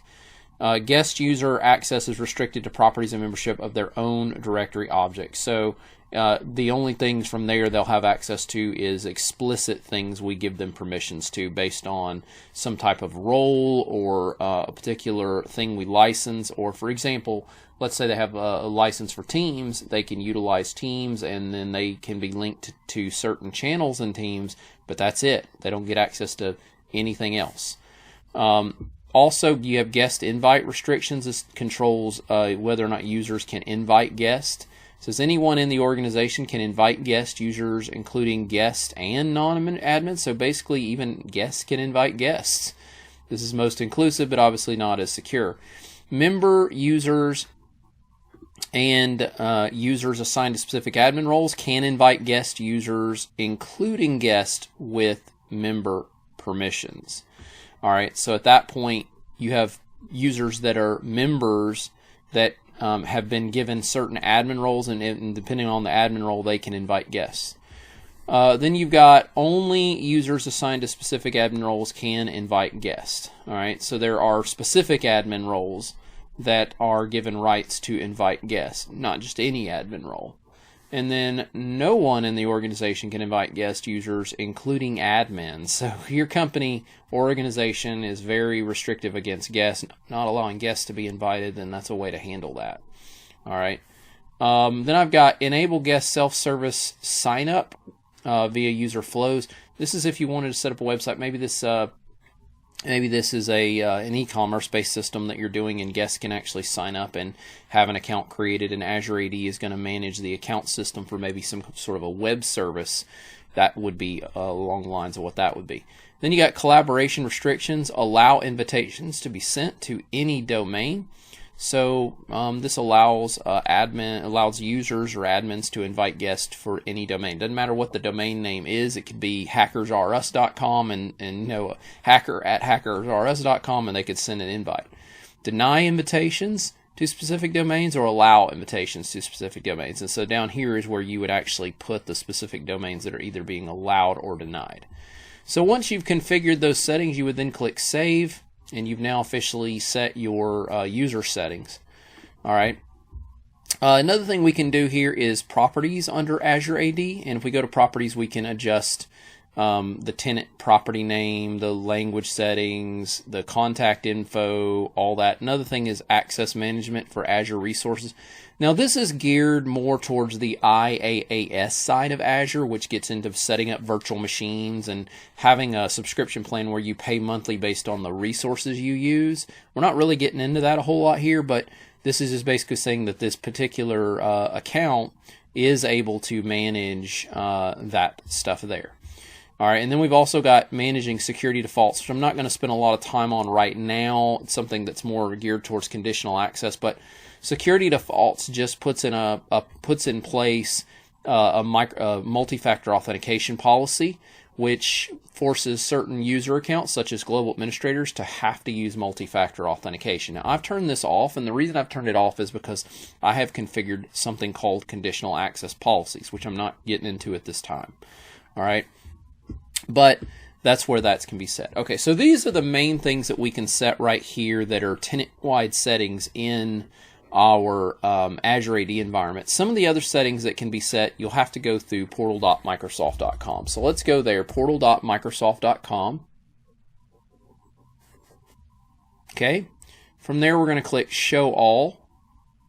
Now, obviously, you can configure billing for subscriptions and all that, but I want to focus on settings, and then we're going to go down to org settings. So these org settings are going to involve settings that affect our Microsoft Azure AD tenants and all that fun stuff as well. So, or Azure AD accounts.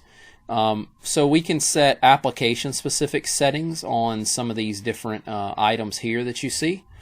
You can click on security and privacy, and you can set things like password expiration policy, self-service password reset. I'm not going to get into the nuts and bolts of each one of these individually yet, but that's those are things that you can configure. You can configure even a privacy profile if you want. And then if you come over to organization profile, you can configure more theming information, the logon banners, all that stuff, basically the putting your company's logos and all that if you want. Custom theming, you can add themes there. You've also got help desk information, you've got organization information. Some of that's the same stuff you've seen over in the Azure AD portal, but essentially these are the other settings that can be configured within your Azure AD tenant. All right, so again, some of this is done through your Azure AD, and some of it is going to be done through Microsoft 365. Okay. There's also a nice little checklist. You can come over here if you go to settings. Setup. If you click on setup, you'll see there's some things that tells you that you've done and haven't done yet. So it's a great way to kind of use that as a checklist to make sure that you've configured the things you wanted to configure.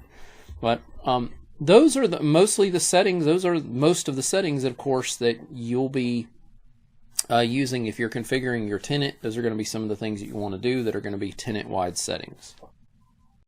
Now, like most Microsoft environments where we're working with products and trying to manage products, one of the things that Microsoft has really put a lot of stock in over the years is PowerShell. And if you're going to do administration with any of the cloud services, whether it be Teams, Exchange, SharePoint, Azure AD, Intune, all the cloud services nowadays, as well as the security and compliance capabilities of the Microsoft cloud services, PowerShell is still a major component of really working with all that and managing all that. It's an important piece of the puzzle that is your Microsoft services that are out there. Okay, I want to spend some time making sure that you guys have the fundamentals, because it's really hard to understand, the more advanced things that you can do with your command line environment if you don't understand the basics. So I want to make sure that you understand the foundation of PowerShell. Now, of course, if you already feel like, oh, I'm an expert with PowerShell, you can move on. But this is going to help you have your fundamentals that are needed in working with PowerShell. Now, the first thing to understand is you can get into PowerShell in your operating system by clicking Start and searching for PowerShell. You can right-click your Start button in Windows, like Windows 10. You can go to PowerShell. I recommend opening up PowerShell as an admin, because you're going to have administrative privileges, and some of the things that you're going to want to do, you're going to need administrative privileges for. Okay. And then the other option is, if you're in Command Prompt, you can open up, if you go to Command Prompt, you can just type the word PowerShell and you can get into Command Prompt, okay, and work with PowerShell that way. Okay. Now, there's two main ways of dealing with PowerShell. One is right here in the command line environment version of PowerShell, where you can run commands just kind of like what you're used to with Command Prompt, or maybe you have experience with DOS back in the day, or maybe you're a Unix, Linux person, so you're very comfortable with the way that working with the command line environment goes. This is great for you. Another way is Microsoft has a scripting environment that is built to help you with writing scripts involving PowerShell, and it's called the ISE. You can type ISE, and that will open up the integrated scripting environment, and this will help you if you are wanting to run scripts and things like that within PowerShell. This is a great way to do it, because it's going to sort of baby you through the process of writing a script. Okay, I'll look more at that here coming up in just a minute, though. I'm going to minimize that, get back into regular PowerShell. Now, PowerShell, it really does live up to its name. It's an incredibly powerful command line environment. And if there is such a thing as an intuitive command line environment, an easier to use command line environment, I really do think that you have a good case to argue that PowerShell is one of the easiest command line environments you can use, because it has a lot of tools to help you and make your life a little easier. Okay, for one, it works off of a verb-noun system. Whenever you run a PowerShell command, it's going to start with a word that is a verb, and then there's going to be a dash, and then there's going to be a noun. For example, if I want to see some information about something, I'm going to use the verb get. Get means get me some information. But if I want to change something or alter something, I'm going to use the word set. Okay, set's going to let me modify, it's going to let me alter something or change something. If I want to delete something, I could use the word remove. That's going to delete something. Okay, if I want to move something, I'm going to use the word move, or copy something, I'm going to use the word copy. Okay, if I want to start something like a service, I'm going to use the word start, right? And then if I want to stop something, it'd be the word stop. Okay, so it uses a verb-noun system. Okay, speaking of services, for example, if I wanted to see what services are running on my Windows operating system right now, again, not even talking about the cloud right now, but just right here on Windows, I can type get and then the word service. Oh, and by the way, PowerShell supports IntelliSense. So if you start typing a noun, you can hit the tab key and it'll try to figure out what it is you're typing. Now, if I would have just typed get the letter S, I could tab through all these commands that start with the letter S. If you accidentally pass the one you're looking for by hitting tab, you can hold down the shift key and goes backwards if you want. There's no reason why you should have to type out a big long command like that, because you can use the tab command to help you. But I'm going to type get ser, and there it is. I'm going to hit enter, and it's going to show me the services that are running on this Windows computer right now. Okay. Now, if I wanted to stop a service, like let's say I want to stop this W search service right here, I could say stop-service. And then the name of the service. Or maybe I want to start a service, like WinRM, for example, is currently stopped. I could say start-service. So I'm just changing, notice how I'm just changing the verb from get to start. I typed get service a second ago, now I'm typing start, and at that point, get-service, and then I could say dash name. Now keep in mind that some of the commands you run, they give you a default output. Like if you type get dash service, it's going to give you a default output. But if you if you're trying to run certain commands, they need additional parameters, and that's what these dashes are right here. So you'll do a start dash service, the verb noun, space, and then a dash, and then you're identifying a parameter, okay, when you do that. All right, that's the purpose of that. Let me get rid of that message. Okay, so now I'm going to specify the service I want to start. So I'm going to say when RM. That's the service. Hit enter. And with PowerShell, a lot of times no news is good news. If you don't see a bunch of red text, then whatever you did was right, and it started the service. Now if I type get dash service, hit enter, you should notice that the when RM service is officially going to be running on my machine now. See, it's running. Okay. I can clear my screen by typing CLS. I just cleared my screen. Now watch this. I'm going to stop that WinRM service. Now I started it. I'm going to stop it. Stop dash service and then dash name WinRM. Hit enter. And there you go. I've stopped the service. If I type get service again, and by the way, you can just hit the up arrow and it'll cycle through the commands you've typed. All right. And then it'll show that that service is now officially stopped again. Okay. And by the way, speaking of the WinRM service, that is a service that lets you remote into, allows machines to remote into your machine. If I wanted to remote into another machine and run commands, that service must be running on that destination computer. Okay, again, not talking really about the cloud here, but if I wanted to remote into another machine, I could, so I could actually type get service dash, check this out, computer name, and then whatever the name of the other computer is. If the other computer is called client 68, I could hit enter right now, and if there really was a computer called client 68 that's running WinRM, I could actually remote into that machine and run and see the services that are running on it. Another thing you can do is you can actually type enter-ps session and the name of a computer name, and then client 68, for example, and I could remote into that other machine and run commands directly from inside of it instead of just running one command at a time. Now, I'm not really getting into all that in this course because I'm sort of more focusing on teaching the fundamentals and then getting into the cloud and how we remote into the cloud, but I did want to clarify that's something you can do with your PowerShell. Okay, so that's one of the things that makes PowerShell so powerful is the fact that you can run lots of commands locally, but you can also very easily remote into another machine. Like I can say get process, for example. That's going to show the processes that are running on this computer right here.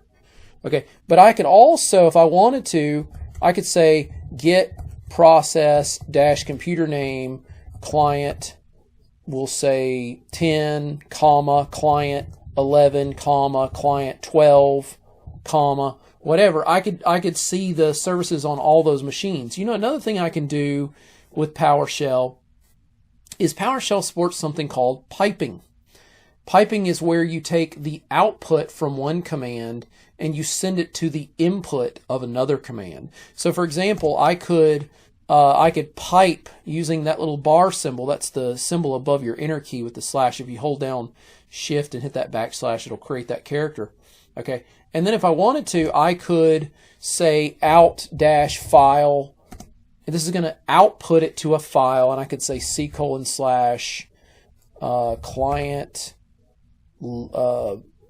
processes if I want. Okay. .text, right? And that would generate a file on the C drive called client processes. Okay. And it would actually generate it from those three computers if those three computers would allow me to remote into those. Okay. So that's the idea of being able to take the output from one command and send it over to the input of another command. I'll show another example of this here coming up in a minute. All right. But PowerShell makes it very easy for us to do that. Another thing PowerShell does is it allows us to get help on things. For example, if I wanted to see, let's say I wanted to see the Windows event log, I can type get-event log.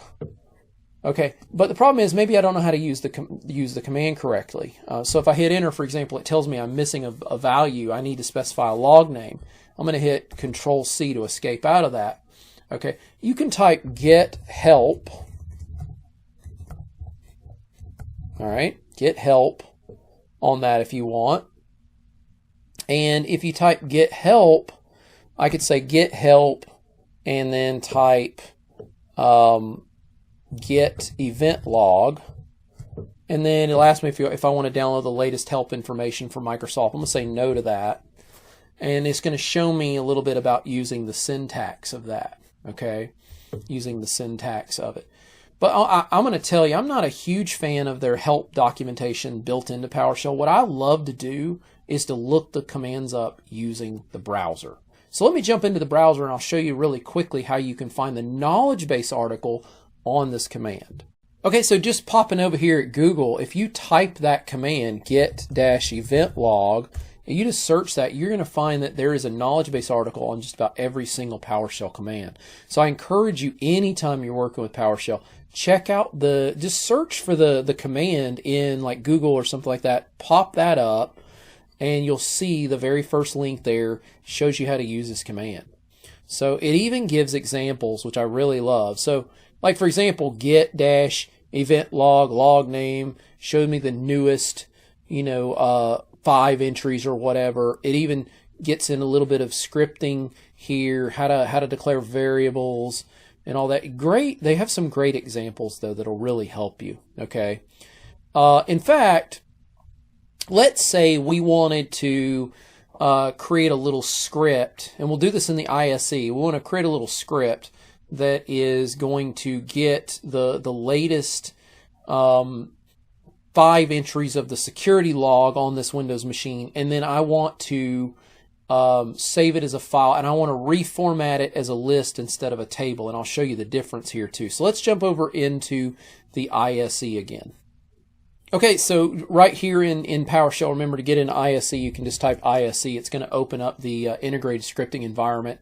And I want to show you how it kind of helps you when you're doing this sort of thing. So with the ISE, I can type get-event log, for example. And then if I space over and I hit dash, notice that it shows me all the parameters. See how much easier this is if you're trying to write a script or something? You have the parameters right here in front of you. All right, I'm going to do log name. And then here's one of my favorite things about it. If I hit space, it's going to show me the logs that are available. Okay, so not only does it detect the parameters, it detects the objects that the parameters associated with. In this case, it's the logs. So I'm going to click on security, and then I'll hit space, and I'll say dash newest, and we'll say 10 entries. Okay. So from there, I can hit play, and it's going to show me the newest 10 entries. It's going to run the command down here, show it. Problem is the entries are so long, this table view that the get event log tries to show it shows it in what's called a table view. It can't show it all. It can't put it in the format to where I can see everything. So what I can do, I'm going to pipe that using that little bar symbol, and there's a command called format-list. Okay. And you can see all the format commands here too if you want. You have a bunch of options here. Format-list is the one I want. And then if I hit play, it's going to format it all as a list for me. Okay. And then if I wanted to pump this into a text file, I could say pipe again, out-file, C:, we'll just sort on my C drive, security log.txt. And it's now going to put it in a file on my C drive. So now I've got, if I go to my C drive, I can say dir star.txt, and there it is right there. So if I want to say notepad security log, it's going to open it up in Notepad, and here it is in Notepad. And I can kind of peruse that at my convenience. Okay. So very helpful. So the other thing you can do here, with PowerShell, you can declare variables. Like I could create a variable called $computer name equals client 10, and then I could throw a variable in here. I could say $ computer name, and I could declare, now that I've declared the variable up here, I can call upon that variable here. This is just a very basic example of using variables in PowerShell. And if I want to run this whole thing, I can hit the play button using ISE, or if I just want to run one line at a time, I could hit this run selection button here, and it'll run just that one line. Okay. So, declaring variables in PowerShell, really easy. You just use $. If I, for example, I say $num equals 1, and I say we'll say num b equals 2, I could say $num plus $num b, hit enter, and it's going to add those together. Gives you a 3. Very basic example here of declaring a variable, though, and then you can utilize those variables, especially when you're doing scripts. One more thing I want to mention about dealing with PowerShell: when you save a script gets saved with a PS1 extension. The other thing is, on the computer that you're running it on, you need to make sure that the computer supports. It hasn't been restricted from using scripts. So, for example, I type git dash. There's a thing called execution policy, and by default, Windows computers have a restricted execution policy. So if I run git execution on my computer, I've already set it to unrestricted, so it'll allow me to run scripts. But if you're sitting at a new Windows computer, like a new Windows 10 computer, you'll need to type set dash execution policy, and then you can set it to execution policy. You could set it to unrestricted. You have your different options here. Unrestricted is what I've got mine to, so I can run scripts on my machine. Okay. All right. Hopefully that gives you guys just a quick look and a quick foundation of PowerShell, and give you a little bit of an understanding of working with PowerShell and how it can really benefit you. We didn't really look at it from a cloud perspective here. We just looked at it on local computers perspective. But hopefully that gives you a little bit of an understanding of utilizing PowerShell commands and how they're formatted. Let's spend some time now talking about how we can use PowerShell to connect to our cloud services. Now, the first thing you got to understand is when you have a newly created operating system, you don't have the cloud-based commands. You don't have the Microsoft 365 commands. You don't have access to things like Teams and Exchange Online and all of that stuff right out of the gates. You actually have to install the commands. Now, you can run the command. You can say git dash command, and you can hit enter, and it'll show you all the commands, okay, that you have right now in memory. Of course, in my case, I have actually installed my cloud-based commands. So when I scroll down this list, I'm going to see some Azure commands and some Microsoft 365 commands and all that. There is one way you can search to see if you have, let's say I wanted to search and see if I had my Microsoft 365 commands.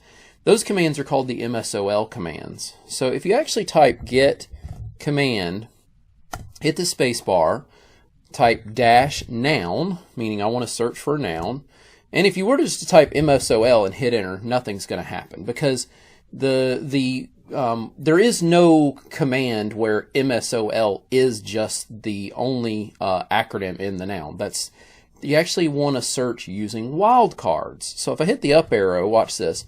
If I put a star before the MSOL, that's a wildcard, it's going to show me every command that ends with MSOL. If I was to put the star at the end, it would show me every command where MSOL starts as the noun. But I'm actually going to search and see everything that's got MSOL in it in general.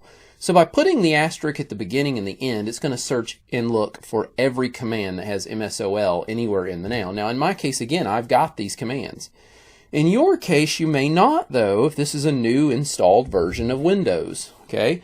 So what we got to do is we got to install those commands. We can actually install them over the internet using this command. We can type install -module and then ms online. So if you hit enter on that, it's going to ask your permission to basically install a path variable into a PowerShell. You're just going to hit yes to that. It'll also ask your permission to install something called NuGet, which is going to be the software that's going to download the commands from the Microsoft PowerShell gallery, and then it'll tell you that it'll ask your permission to install from the Microsoft PowerShell gallery, because it'll say it's untrusted gallery, even though it is Microsoft's gallery.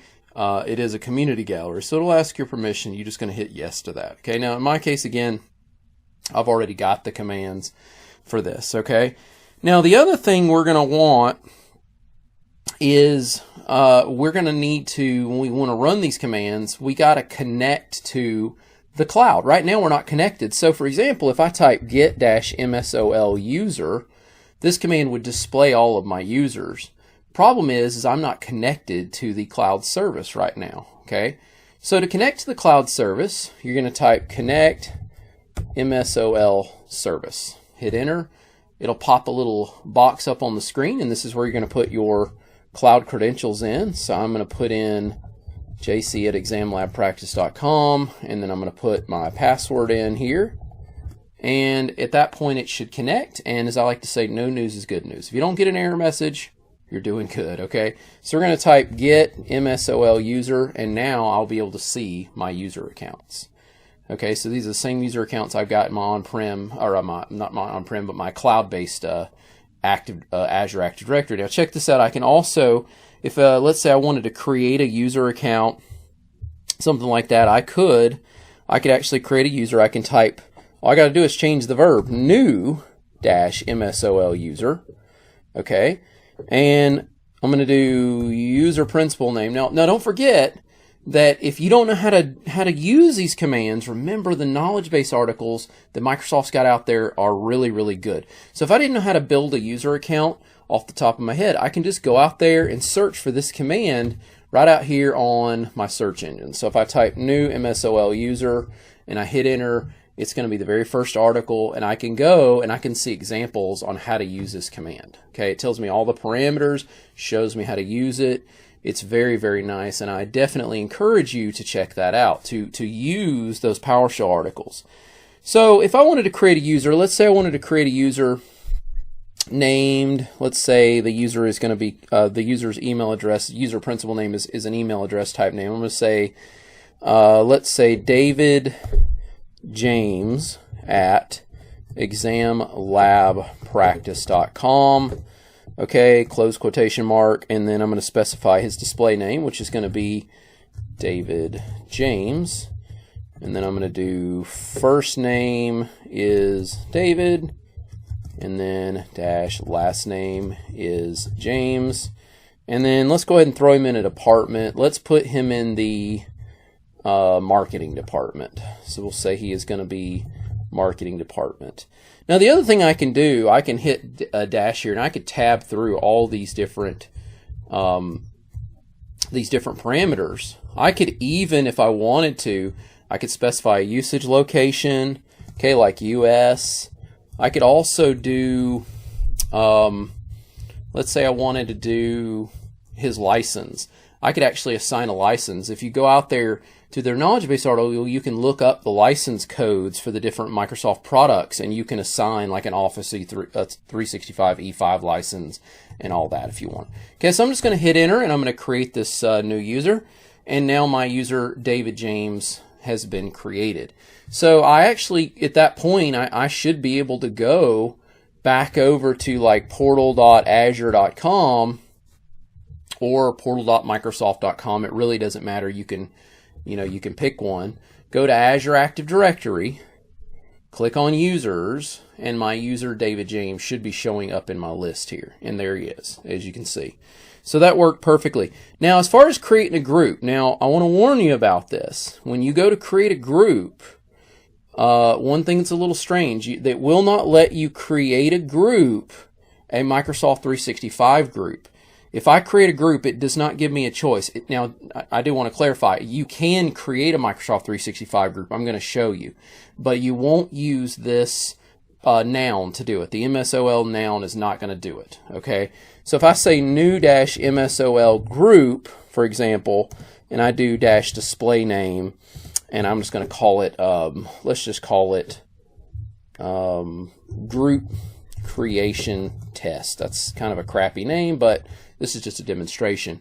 So if I create that as my display name, and then you can do a description like this is a test. Okay, when you create a group, it doesn't have a parameter that'll let you change the group type from security to Microsoft 365.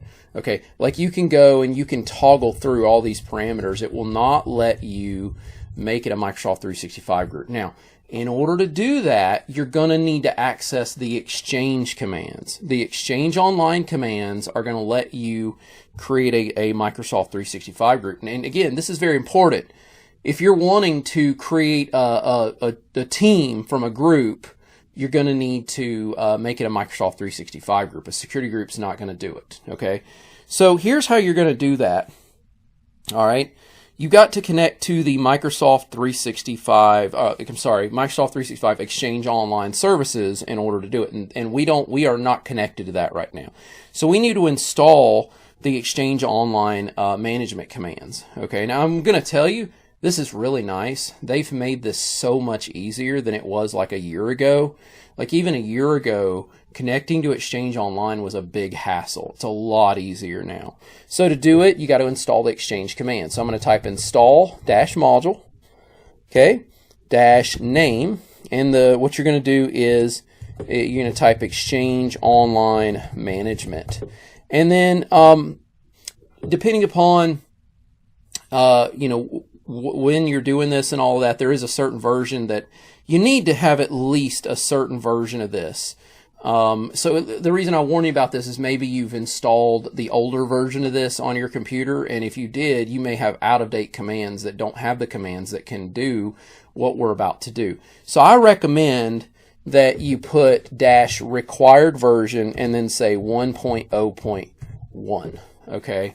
And that way you're going to have at least that version, and that version is going to have all these Exchange commands in it. But you can also go out there and look to see what the latest version of the Exchange Online management commands are.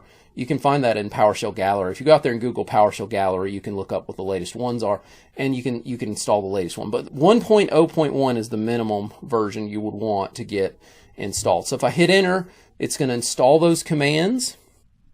All right, now in my case, I've got most of the commands already installed, but it is going to double check, and eventually it's going to pop back up. All right, so I've already got the commands installed.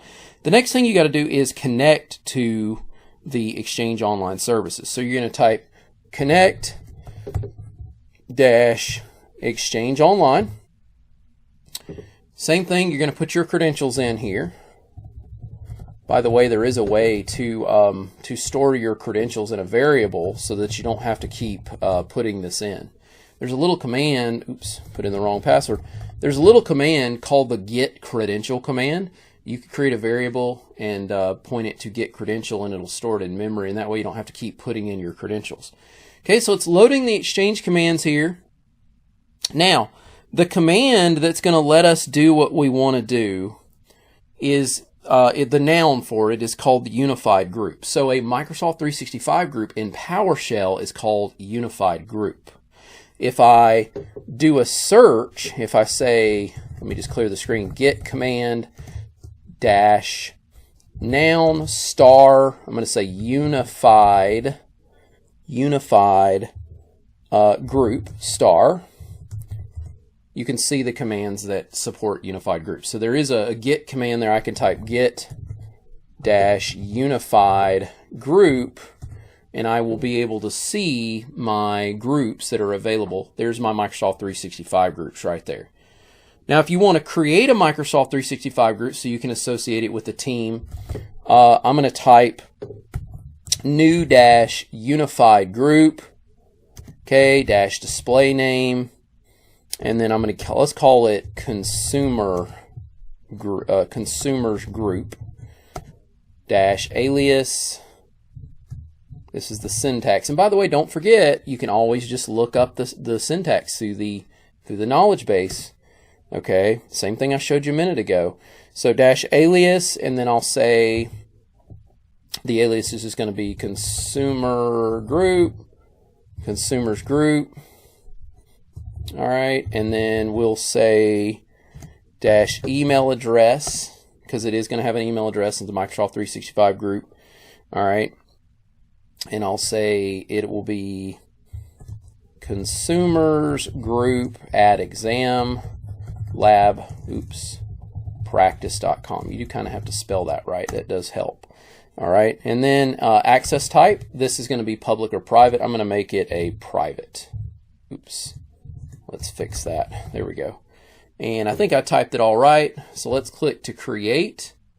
All right, and it does take a moment to create a unified group. It's a little bit slower than creating a security group, but as you can see, it did create it. And now I can actually type get unified group, and I can see the group. Okay, so that's how you can create yourself a group, a Microsoft 365 group. And let's, instead of going over to Azure this time, let's go to portal.microsoft.com this time, and let's see if the group is showing up over on our Microsoft 365 services. All right, so loading up a little bit slow here. All right, so we're going to go over here to groups now, drop this down, and we'll see if it appears. And there it is, as you can see, and it is a Office 365 based group. So our Microsoft 365 service, we got our Office 365 group called Consumer Group Exam. Now, it does not have a team associated with it. We know that because the little team symbol is not there. Speaking of which, I want to point out that I'm actually not connected to Teams through PowerShell yet either. I've got to connect to Teams. You got to have the Teams commands in order to do that. All right, you see the pattern here, how you're having to install these commands. Okay, there are thousands and thousands of PowerShell commands. Microsoft doesn't want to load them all up in memory, so they make us go get them and install them if we want to use them. So to get Teams, I'm going to run the following command. So I'm going to say install module. All right, and then from there, after I got a typo there. There we go. Install module, and then I'm going to say dash name, and the module we want is called Microsoft Teams. Hit enter, and of course I've already got it installed, so I'm good. But if you're doing this, it'll ask you to install it. And then just like the previous methods of working with these modules, you have to make a connection. Okay, so I'm going to type connect dash Microsoft Teams, hit enter. It's going to pop the little box up again, and then I'm going to put those credentials in, jc@examlabpractice.com. Okay, I'm going to put my password in now and log on, and I am now connected. So now I can type get command star or dash noun star team star, and you can see all the Teams commands that are available to us. For example, if I want to see what teams I've got, I can type get team. Okay, so now you've seen how you can make connections with PowerShell out to the cloud, and I'm going to be showing you a lot of commands as we move through here on creating and managing things using PowerShell. Let's talk about the concepts of creating and managing user identities. Now, if you've been in the industry for a while, you may know that Microsoft has always kind of referred to users as user accounts, but over the last few years, Microsoft has started to make a shift in their terminology. One of the things that they now say is this term identity. And so they look at it as the concept of, well, a person has an identity, and that identity is going to be tied to multiple accounts. And so you have the concept of a user account that is on premise, such as with ADDS, Active Directory Domain Services. You have cloud accounts, such as an Azure AD account, and then of course you have accounts with other, third-party providers, AWS, all of that. And things can get a little crazy when you think about that concept of, oh my God, I've got all these different accounts. You have an identity, but you have all these different accounts that you're trying to utilize. And so one of the things that Microsoft has been really trying to push and you've probably heard this acronym before, is this concept of SSO. SSO is single sign-on, okay? And so if you are in that kind of situation where you do have like an on-premise Active Directory, and you've also got Azure AD, you can still achieve SSO. If you were to tie your ADDS, your on-premise Active Directory, with your Azure AD cloud service, you can still achieve SSO. In fact, there is a thing called Seamless SSO, in which if we set up this thing called Azure AD Connect and tie our connections, our directory services together, again, both on-premise Active Directory and the cloud, that becomes what is known as a hybrid scenario. And in a hybrid scenario where you're connecting those two together, you can essentially make it where you can put your user credentials in. Let's say you're logging onto a computer on-premise, and it will authenticate you to your Microsoft domain as well as to Azure AD at the same time. Okay, and so essentially you have the same user account information and same password information, and it synchronizes it. You've even got this thing called the password write-back feature, where if you change your password out on the cloud, it'll synchronize back to your on-premise account. So it's a really neat system, and the idea there is to try to make that not so scary to people, of that whole concept of, oh no, I've got to have all these different accounts to use these different services. And there's even this thing known as federation, in which you can authenticate your user account against other third-party services out there, like Amazon and all of that. So they're using this concept of identity in that, you know what, I've got this one identity, and I've got all these different accounts, but I can sign in to all of them at one time instead of me having to memorize lots and lots of user names and passwords and all that. Okay, and of course, the big fear there, of course, the big argument always with single sign-on is, well, the advantage of single sign-on is also the disadvantage, which is, if somebody learned my one account password and user information, then they could basically get access to all my services. But the counter argument to that is that, remember, we now have the ability to use multi-factor authentication. So we can pair our password with other means of authentication, such as linking it with our cell phones, linking it with an app, and you can use biometrics, facial recognition and fingerprint matching and all that. So there's a lot of extra added security that we can enable if we want, that'll really improve and strengthen our defenses as far as somebody stealing our identity information and getting access to our accounts. Okay, now there's multiple ways to manage your identities when it comes to our cloud services. You have the portal.azure.com, which is where Azure AD is going to be. And essentially, you just natively go to portal.azure.com, click the menu bar, and you can go to Azure Active Directory, and you can create, manage users, groups, and all of that there. And then there is the Microsoft 365 Admin Center, which you can get to by going to admin.microsoft.com, also known as portal.microsoft.com, and you can create and manage user accounts there also.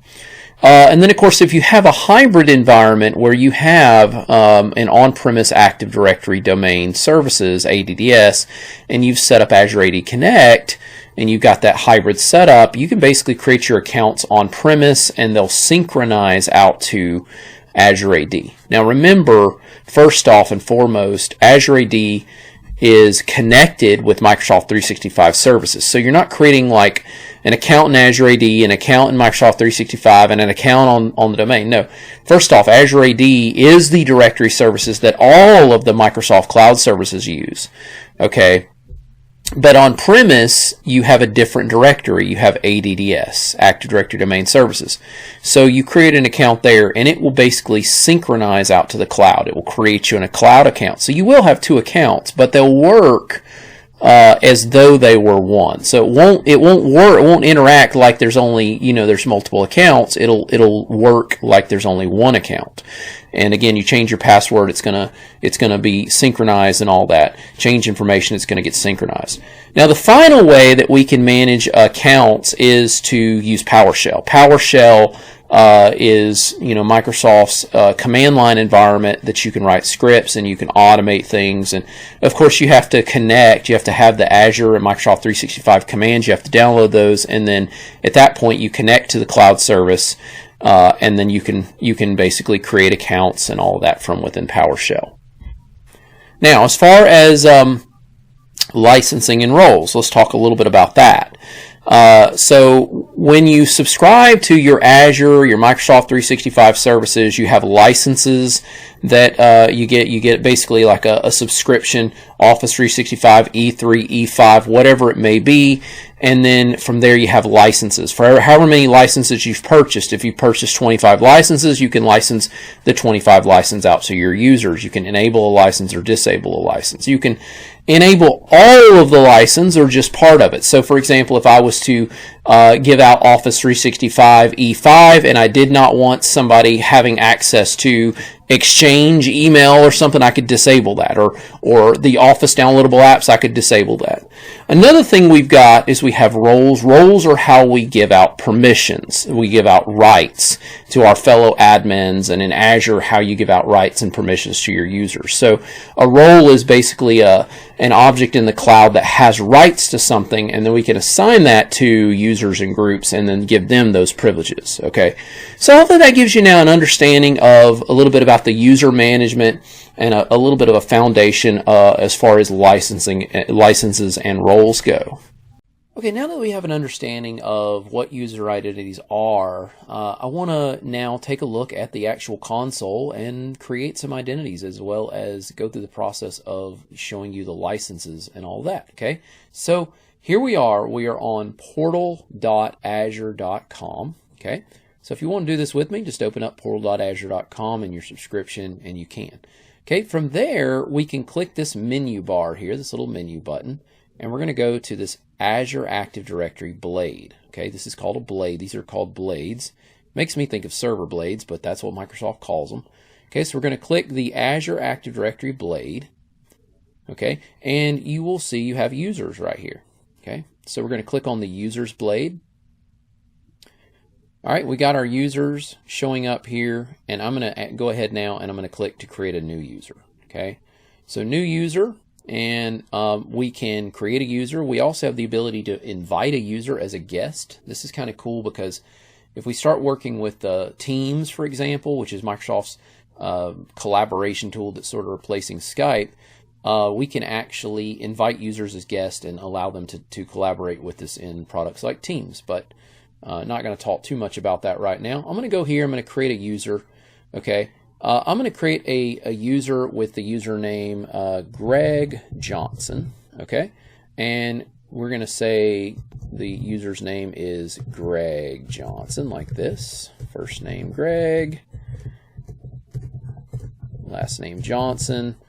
Okay, and then it's going to auto-generate a password, or you could choose the password yourself if you want to see what the password is. There you go.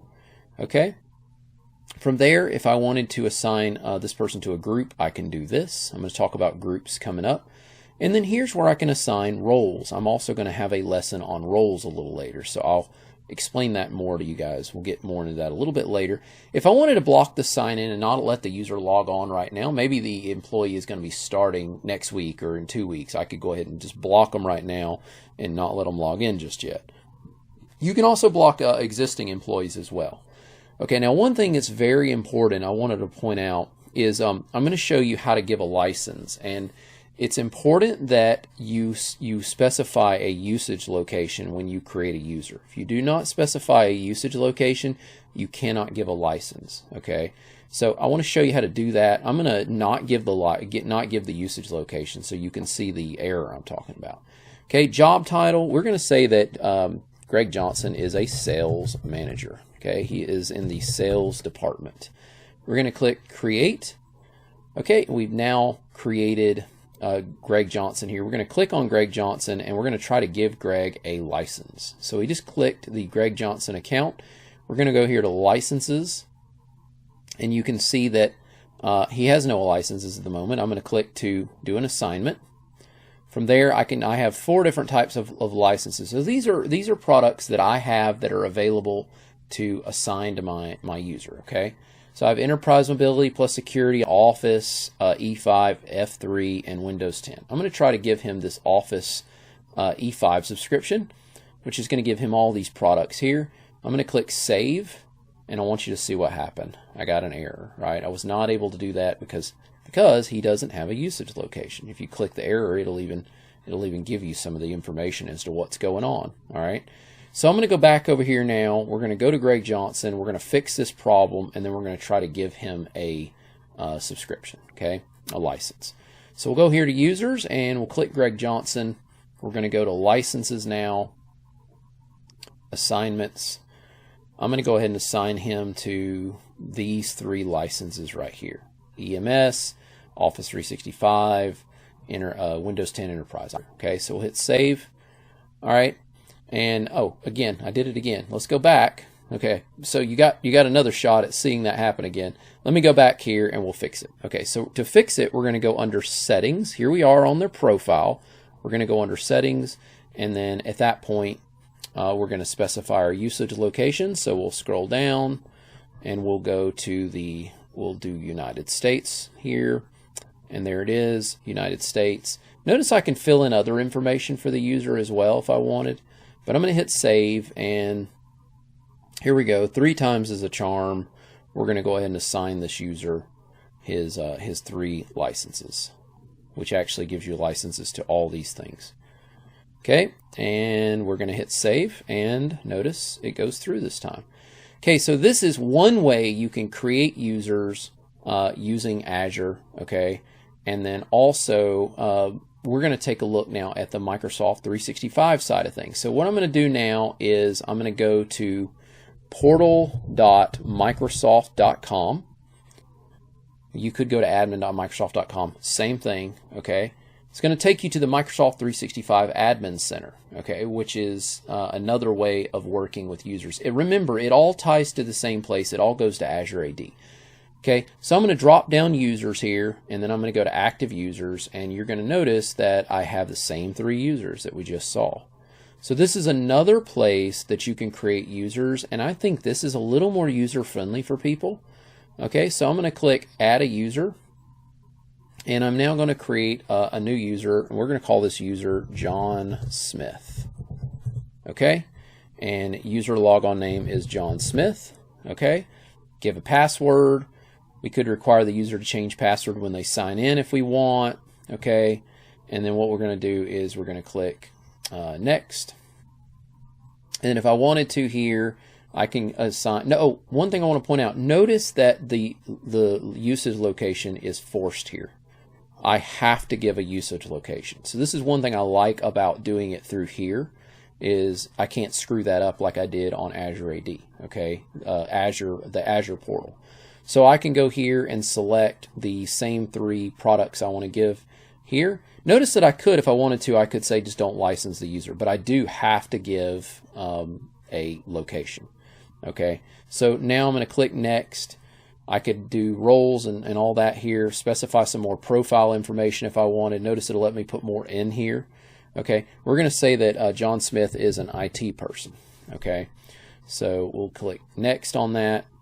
Okay, we're going to now click Finish Adding, and we've now officially created 2 users, the 2 different graphical ways that you can do it. Okay, so as you can see, it's not too difficult, pretty easy. Definitely something that you can easily try out yourself if you want to give it a shot. But all in all, pretty straightforward to create user identities in the Azure portal as well as the Microsoft 365 portal. Now, when it comes to user management in Azure AD, obviously you can work with your individual users through the graphical tool. You can utilize PowerShell, and you could write a script that can do some bulk operations with your users in PowerShell. But what graphical options does Microsoft give us when it comes to dealing with bulk users in Azure AD? Right here in the portal. So let's take a look at that. We're on portal.azure.com. We're going to click on this little menu bar here. We're going to go to Azure AD. We're going to click over here on the left, and I want you to notice that there is a little drop down called bulk operations. Okay, so we have some different options here. Okay, number one, we can do bulk create. This is going to try to help us create a bunch of users at a time. We have bulk invite. So if we're going to be inviting users, maybe we're going to start supporting guest users, all that we can. Bulk delete, okay, and then download users, okay. So let's click on bulk create. And for bulk create, you're going to notice that it is going to let us download a CSV template. Now, you can create a CSV template on your own. That's why it says optional. But they will give you a template you can use to get an understanding of how to do bulk users. Plus, you can also click their little link, and it's going to take you over to a document that's going to kind of walk you through how to do this. So real quick, what is a CSV file? CSV file is a comma separated value file. Comma separated value just basically means you can pretty much take any type of data and just, as long as it's text, it can be saved as a text file, and that text file will separate the different pieces of data using commas, comma separated value, right? Of course, spreadsheets and all that work with this really well, so you could actually use Microsoft Excel to work with this. But what you're noticing here in their little example is name, user, all that. It's going to have different fields, and then you plug in the information in the different fields, and then at that point you can pull this back in to your Azure AD environment and have it go through and create those users. And then there's even a PowerShell command here they tell you for verifying users in the Azure portal using the get-Azure AD user command. Although you do have to install the module for Azure AD to do that as opposed to using the MSOL module. By the way, that command is install-module space and then AZ. And you have all the Azure AD commands at that point. But or you can install the older Azure AD commands, which is actually what they're referencing in this slide is actually one of the older ones, which is the Azure AD module. You can type install-module space and then Azure AD, and you can get the older. But the newer Azure commands, oddly enough, are actually just AZ. But I'm not going down that road right now. I just wanted to throw that out there for you PowerShell enthusiasts out there. So we can download this template, we can edit the template, and go from there. So imagine a situation where maybe your company has hired a bunch of people. Maybe we've hired 50 new employees at the company. Company's like growing rapidly. They've hired 50 new employees. Maybe your HR department has a spreadsheet that has all these folks listed in that spreadsheet, their name, their address, their department they're associated with, all that good stuff. So what I could actually do is download this little template right here, and then I can open that template up in, again, like Microsoft Excel, and then at that point I can go and I can edit the information you see here. So looking at the example on the screen, I've got these different fields, name, user. You don't even have to have all of these fields filled out, but you could rearrange that information that this HR department gave you, these new employees, put those in there, and then once you plug that in there, you could save it, and then at that point, I can upload that CSV file here, and you're going to hit submit. Now, just so you know, it's going to be submitted as a job, so it will take a few minutes for it to process through, but it will create those users in bulk for you. Okay. So again, we've also got the bulk invite, same kind of deal. You want to invite, so we just pull that little spreadsheet down there. We can open that spreadsheet up in Excel, and again, it's kind of the same concept. You don't quite have as much information with that, but you have to specify the email address of somebody. So in this case, they're inviting somebody inviting a user who has this email address for Fabricam. So maybe their company. So if I was examlabpractice.com and I want to invite somebody that has this email address, I could do that, right? So you could fill all that out if you had a bunch of users that you wanted to invite to be a guest in your environment. So then you've got bulk delete. You download the CSV for that.